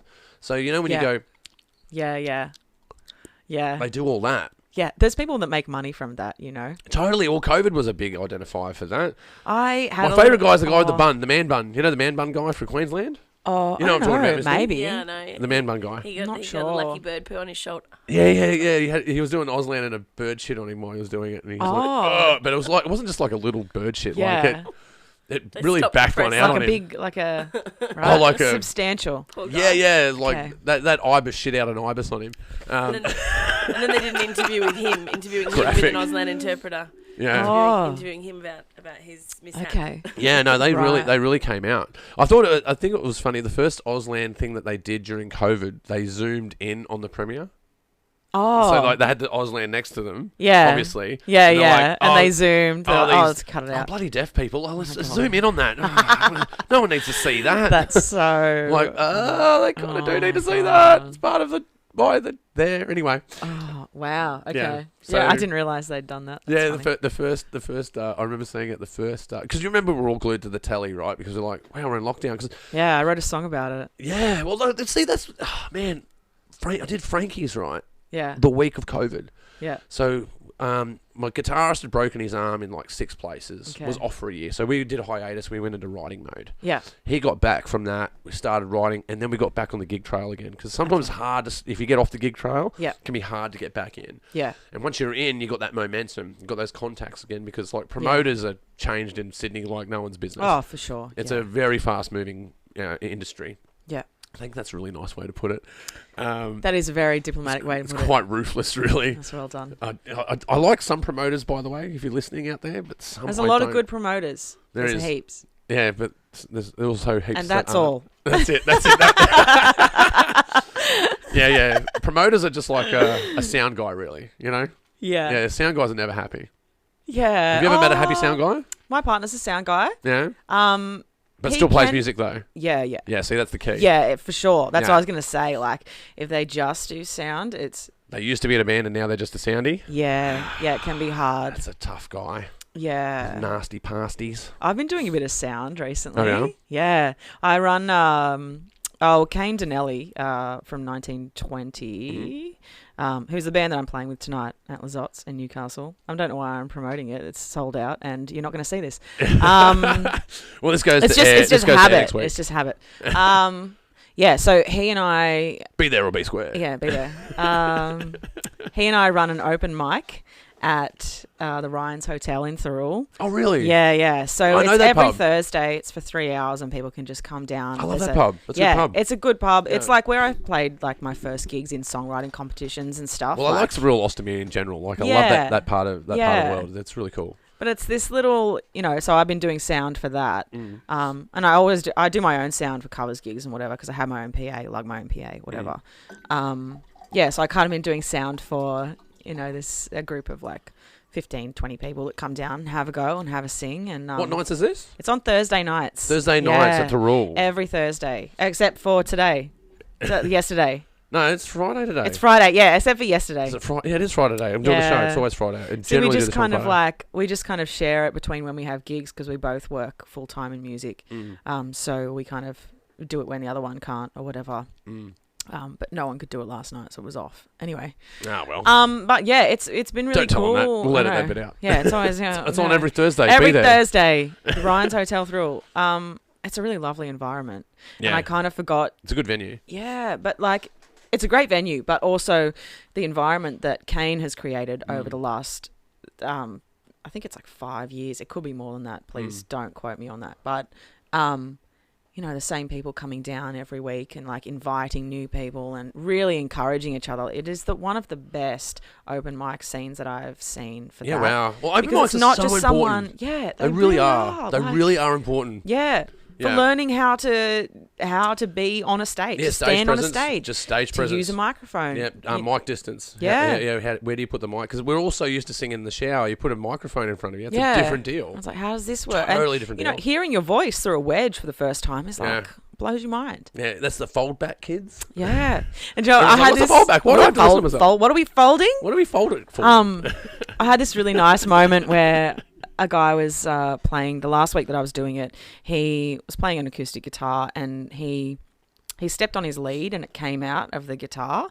And I was like, yeah. But I was like, oh, you need to loop it through your strap. Like you need to loop it through your strap and then plug it in. You need a tug point, yeah. Yeah. And then I had just had this flashback of being at uni. I was at WSU and we do these performances like, you know, in front of your peers and stuff. And then they give you feedback straight away. And one of the guys was like, my only feedback to you is you need to loop your lead through your strap. And it was just kind of like when I told this guy the other week to do that, he was like, the guard. yeah, I like he was that. like, oh, that's a really good idea. I was like, yeah, I know. I remember when someone told me, I was like, you know, and it's just like, I don't know. There's just this stuff you take for granted that you only learn from other people when you're on the stage, Yeah. you know, like when you're doing it. And there's like, Well, there's a networking thing to it as well, and I think there's Yeah. that, and there's seniority as well, because there's people that go to open mics that are either haven't done it before, or they're regulars that are probably done it 4 or 5 times, yeah, or they're a band that are trying to get their shit together, and they go, okay, here's a space that we can sort of practice Yeah. our stage presence, and no pressure. no pressure. Yeah. There's no ticket sales. There's nothing like that. You don't have to worry about that. Yeah. It's already self-promoted. You Yeah. can just sort of duck in and duck out. Yep. So that's, but when you have all those people in a room, then you've got all that knowledge in the room. And that's kind of what, I guess what you're talking about is that networking knowledge. Yeah. Networking knowledge, that collective knowledge is really important. Yeah. Well, you talk about editing, right? I've trained like, I don't know how many editors now. Yeah. I have no idea. But Don't they're train me. It's easy.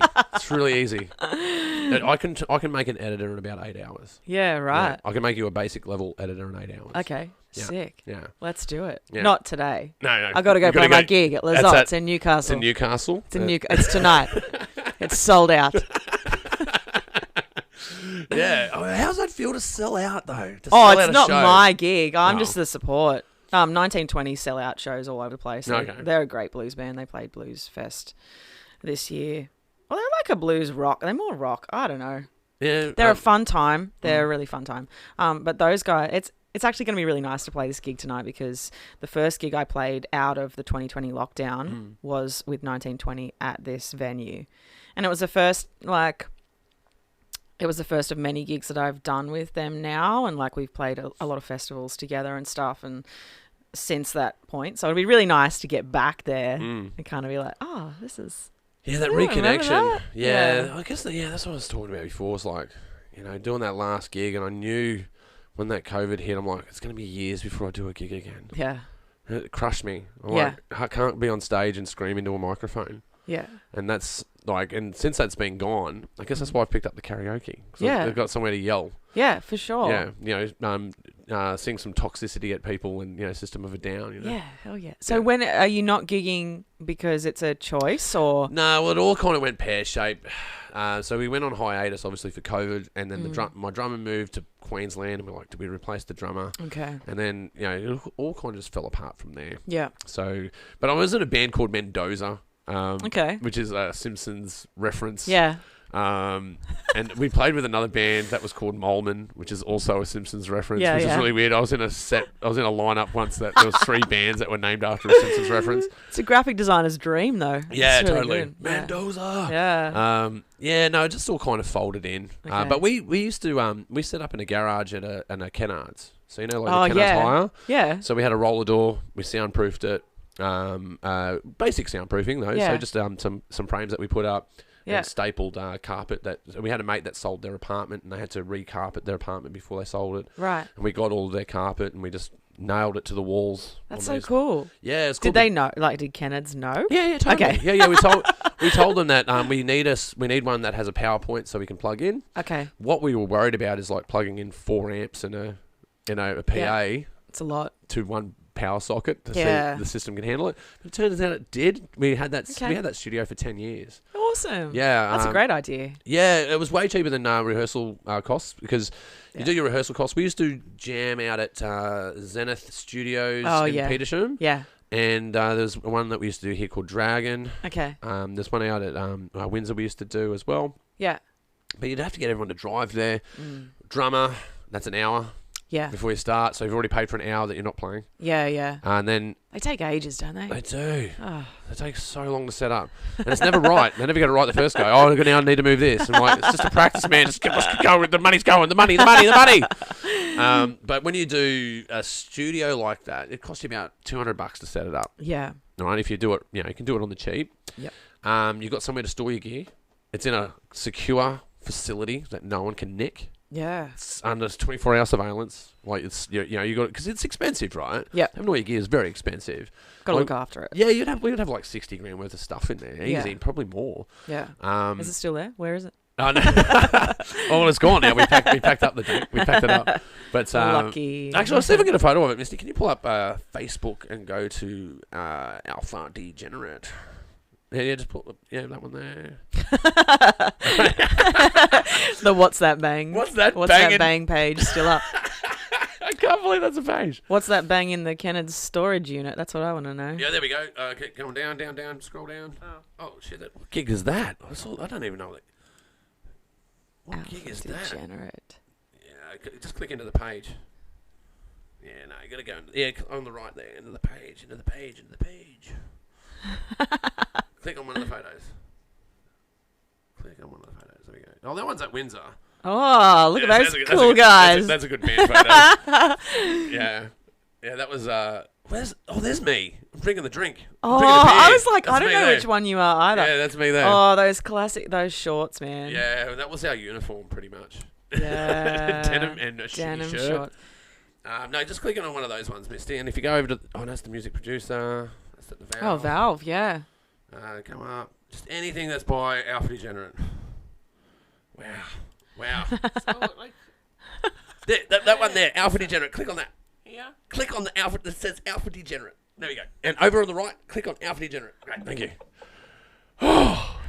We're almost there. Right, now go to photos. Go to photos here. It's got to be in photos. Just click on photos. See all photos. Scroll down. It's got to be scroll. Keep scrolling. There was one rehearsal. Oh, yeah. AD drum kit to the right, down. Stop. There we go. Jeez. Woo! Oh, wow. There we go. That took a while. Okay, so that is that's really cool. So that's what the gig looks. That's what the setup looks like. And obviously we made it look like the Ninja Turtles, lair. Of course. The drummer was really pissed off because before we spray painted, it looked really pristine. And then me and the bass guitarist Steve-O, big shout out, we rocked up with a box of spray cans and we're like, we're a rock band. we're gonna tag this shit. Yeah. 2 bass drums though, a bit Oh crazy. yeah, see, go back to that poster. Here's a Valve Bar poster that I made. Yeah. Yeah, I made that poster. Carney Meat. That's a great. Yeah. Carney Meat. Yeah, great band. That was a great band. Yeah, That's I've played with those name. guys a few times actually. That's a great name. Yeah. Are they still a band, Carney Meat? Yeah, they changed. Or have they gone off? No. They've passed You their like that? expiring. They That's a passed good their one. expiring. Yeah. Carney Meat. Oh man, you're taking me back. That's a lot of. Oh, yeah, go to that photo there. You were just on it above the AD. One more up. Hey, you were there. No, there. That one. I love that photo. That's one of my favourite band photos of all time. That's sick. Just in the moment. That's quite a lunge. Yeah. I don't have that anymore. You don't. That's not possible I reckon anymore. you could still. Yeah. Not that good. Not that good. Not that good. That's at the Lewisham, actually. That's the Lewisham. Oh, cool. Yeah. That's a good stage. I played some good gigs That's there. a good stage there, yeah. Yeah, when I was first kind of like cutting my teeth in the Sydney scene. Yeah. Lewisham. Yeah, Lewisham's pretty accessible. Yeah. Yeah, I almost convinced them to do metal again because they stopped doing metal. Oh, okay. Well, not everyone likes metal. After that lunge, they were like... Yeah, that lunge, they're like, that's it. You guys are done. They're like, we can't expose our patrons to that kind of flexibility. No, no, I think ridiculous. that was one of the first gigs I did in Sydney that we had a packed house. Okay, as well. Like, that's awesome. You know what I mean? Yeah. Well, you do the same show, Right. like whether you got 60 people, 600 people, 6 people. You do the same show. Yeah, of course. But when there's 6 people, like a Sydney crowd's the worst. They really are. Yeah. Like, if you guys are out there going to shows, don't go to the back of the room and just fold your arms and nod your head. That's me. Yeah.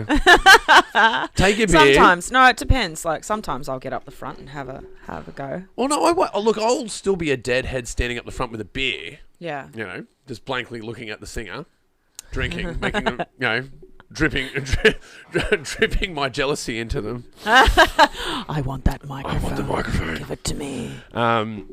Do you know Tool? Go Tool. Yeah, 46 and 2. I did that yesterday. Actually, that blew up online. I was actually really happy. The karaoke people posted the video. Oh, of me cool. online. Yeah, so it's That's out how there. you know you've made it. Yeah, man, 16 views. It's Yeah. blowing up. Blowing up.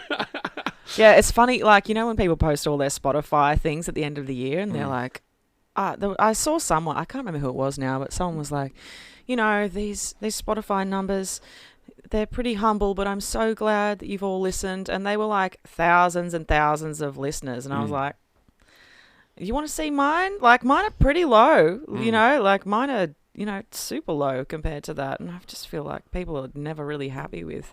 Yeah, if you had 1,000 hits on something, it's pretty good. Yeah, I mean, like, I don't even know what my numbers are. I know they're not like crazy, like, you know, but these numbers that people were posting that they were unhappy about, I was like, they're good. Like, They're why, good numbers, yeah. Why are you? Well, you should I look don't at the know. number anyway.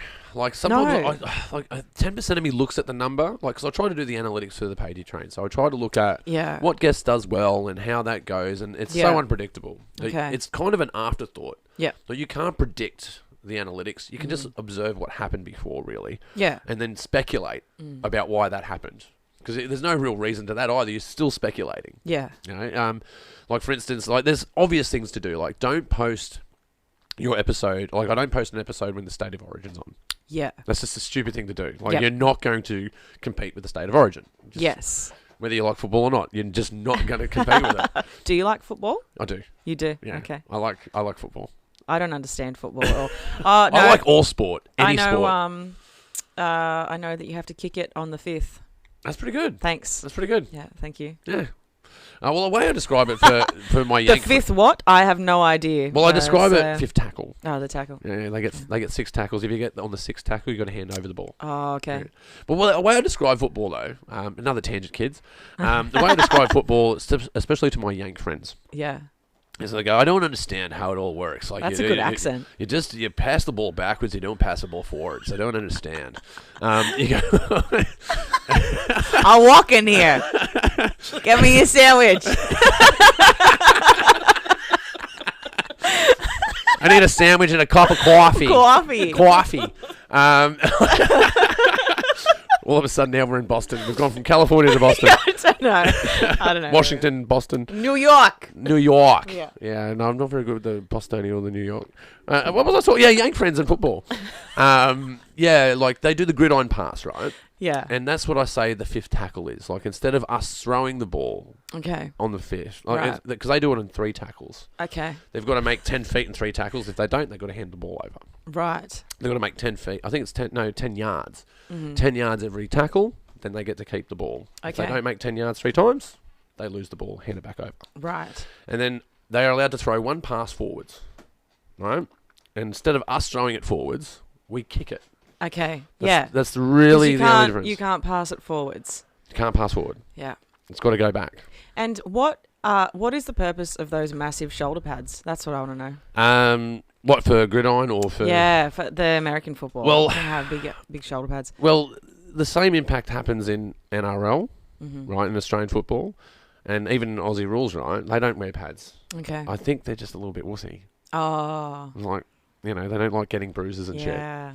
But they still like the biggest problem that sports have at the moment, though, in all seriousness, is head injuries. Yeah. Okay. Yeah, because concussions. Yeah. So that's something that they haven't measured before. It's kind of like, you know, when they were saying that smoking was okay, and then it turns out smoking kills people. Yeah. That's what I've heard. Yeah, so the rumor is. The rumor is hot. But that's what's happening in football at the moment. Okay. Like, the office environment, right? It's sitting is the new smoking. That's why everyone's got sit-stand desks now. Oh, yeah. Okay. Because sitting is the new smoking, right? So sitting's bad for you. We sit too much. Should we stand up? Yeah, I should get a sit-stand for the Pagey train. That'd be cool. Actually, that's really good. Write that down.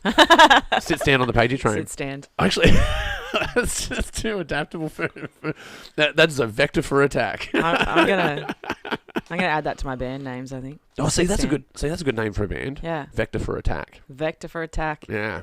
Lever for turmoil was the other Lever one. for turmoil. There was something. I wrote it down.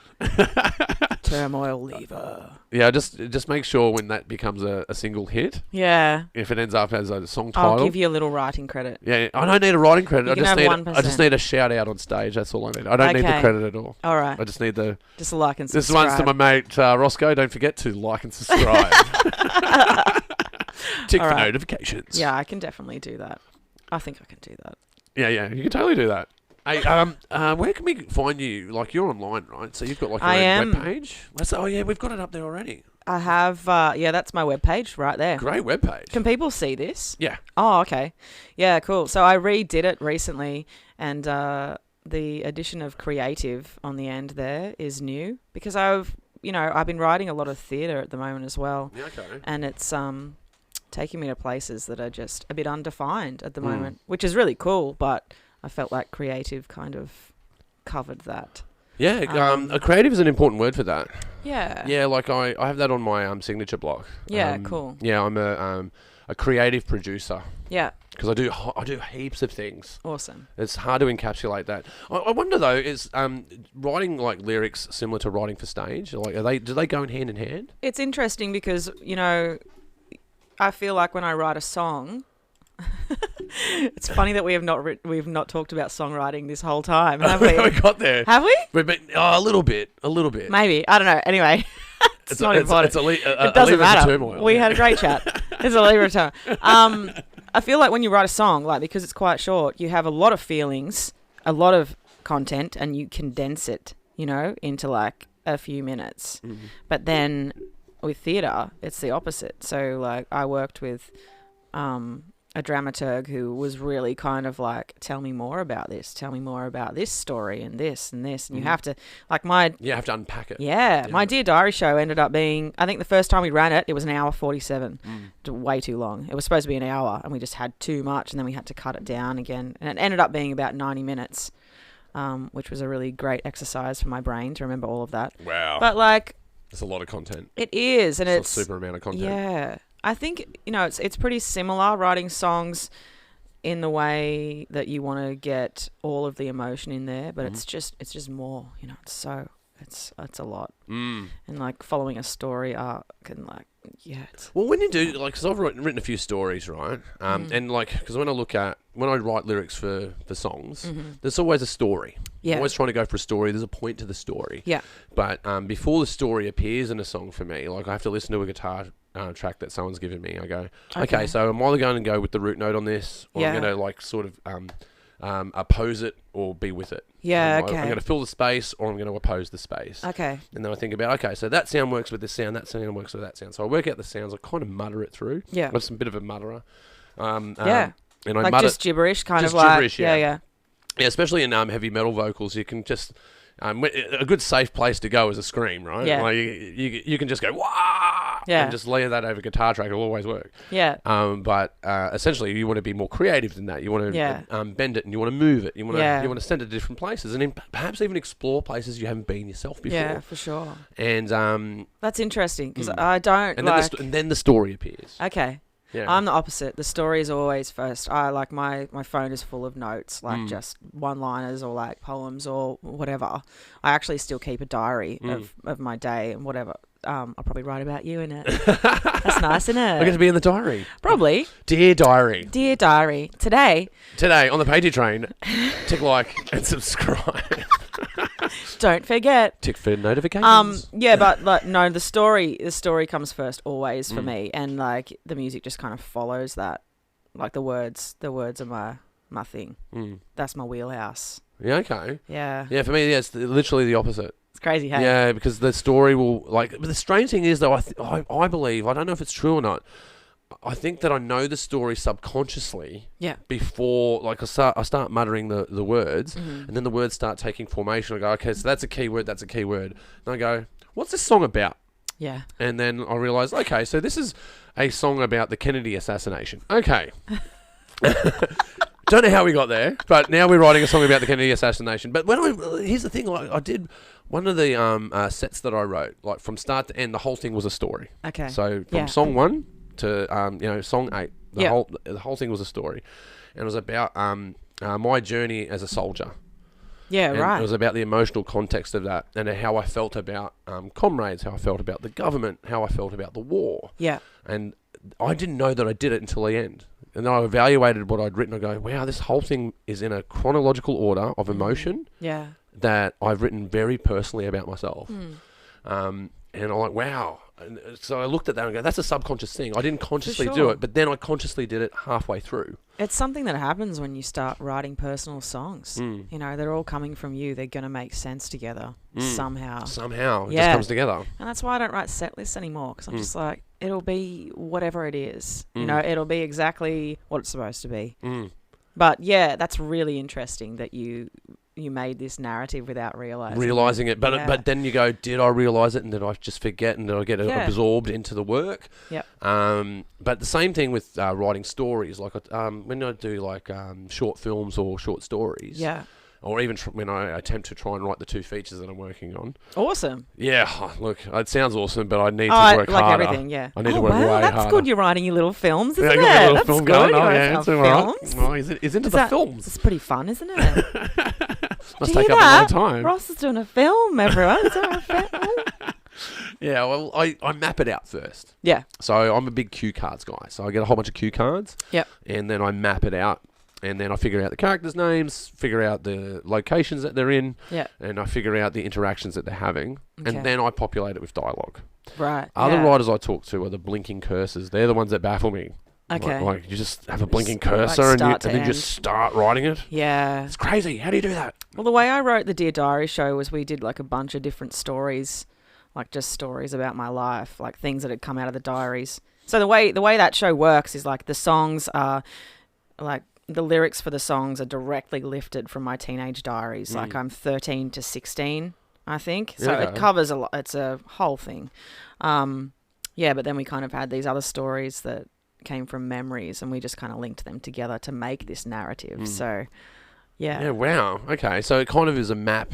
Yeah, it was a map. It's a map sort of design. But we didn't really know where it was going, right up until till the 2-week production beforehand. So...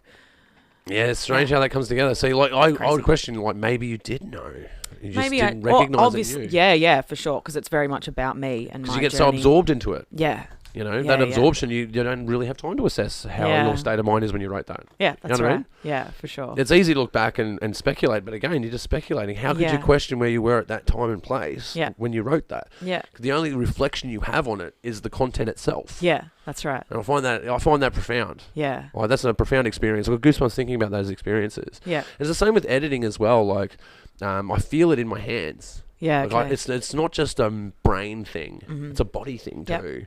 Like, writing is a body experience. Yeah. It's a mental body experience and a spiritual experience. The best is when you make yourself laugh or you make yourself have an emotional reaction to something you've written. You know, a lot of the diary show I was writing, I would actually go into the foyer of the theatre and sit outside the theatre doors and write there, because I was like, well, that's where it's going up. Like, it's going to be in there at some point. I better write the thing. And I was sitting in this foyer just like, and I would write little bits and be like, just laughing at myself. Which is great, you know, like it means that it's actually funny, I guess, you know.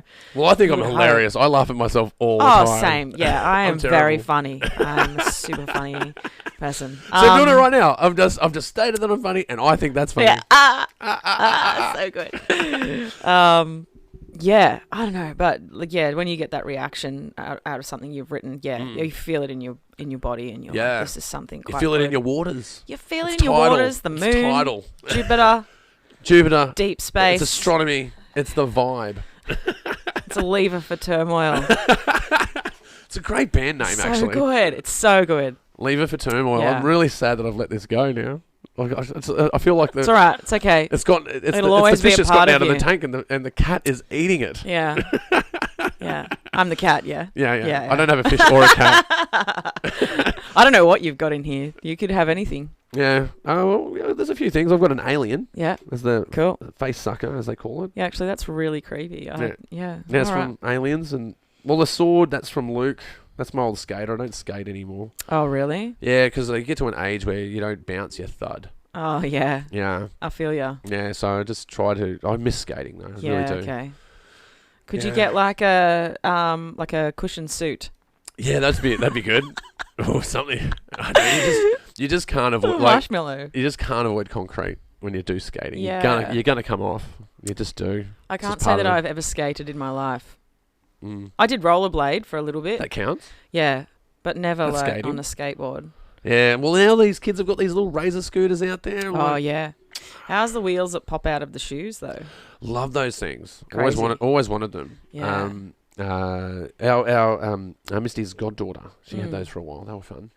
You just see like kids like gliding around. You're like, what is happening? Yeah, through malls. You're like, Yeah. It's breaking always in malls. you're breaking. Yeah, it is, isn't it? You're Maybe breaking it's the 'cause laws of it's physics. smooth. Yeah. You're breaking the laws of physics. How are you moving, kid? Oh, you got wheels in your shoes. Crazy. Okay. It's a glitch. Glitch in the matrix. Yeah. But one more time before we go. Kproudlove.com. Yes. kproudlove.com. You can find me there. You can find me on Facebook, Spotify, Instagram. I've actually been doing, on my Instagram, I've been doing makeovers of garden gnomes at the moment. So if you're I not saw that. interested in any of my music, then feel free to come and have a look at that. Who would have known? Stop it! Who would have known? Yes. Yeah, the Queens of the Stone Age did that song, didn't they? Yeah. No one gnomes? No one knows. I do. I do. Yeah. Oh, look, my batteries are about to die, so I think we're going to Oh, end the yeah, show, we should probably leave. Yeah, we should probably get out of here. And you've got a gig to go to. I do have a Newcastle. gig to go to. Yeah, I'm playing with 1920. 1920. Yeah, good band. Sold out. Yeah. Don't come to it. They're gonna be great. It's gonna be a good night. Sounds like it's gonna be a hoot. You should be jealous. Totally jealous with envy. But once again, thank you Yeah. so much for being on the show. Thanks for Kate. having me. It's been great. And guys, you have been watching the Pagey Train. You can check us out on Spotify. That's right, video on Spotify. You can also check us out on YouTube. And if you're there, don't forget to subscribe and like and tick for notifications. You can also, if you're one of our avid listeners, you can check us out on Apple iTunes, or you can check us out on iHeartRadio. You guys have been watching the Pagey Train, and we'll see you next time.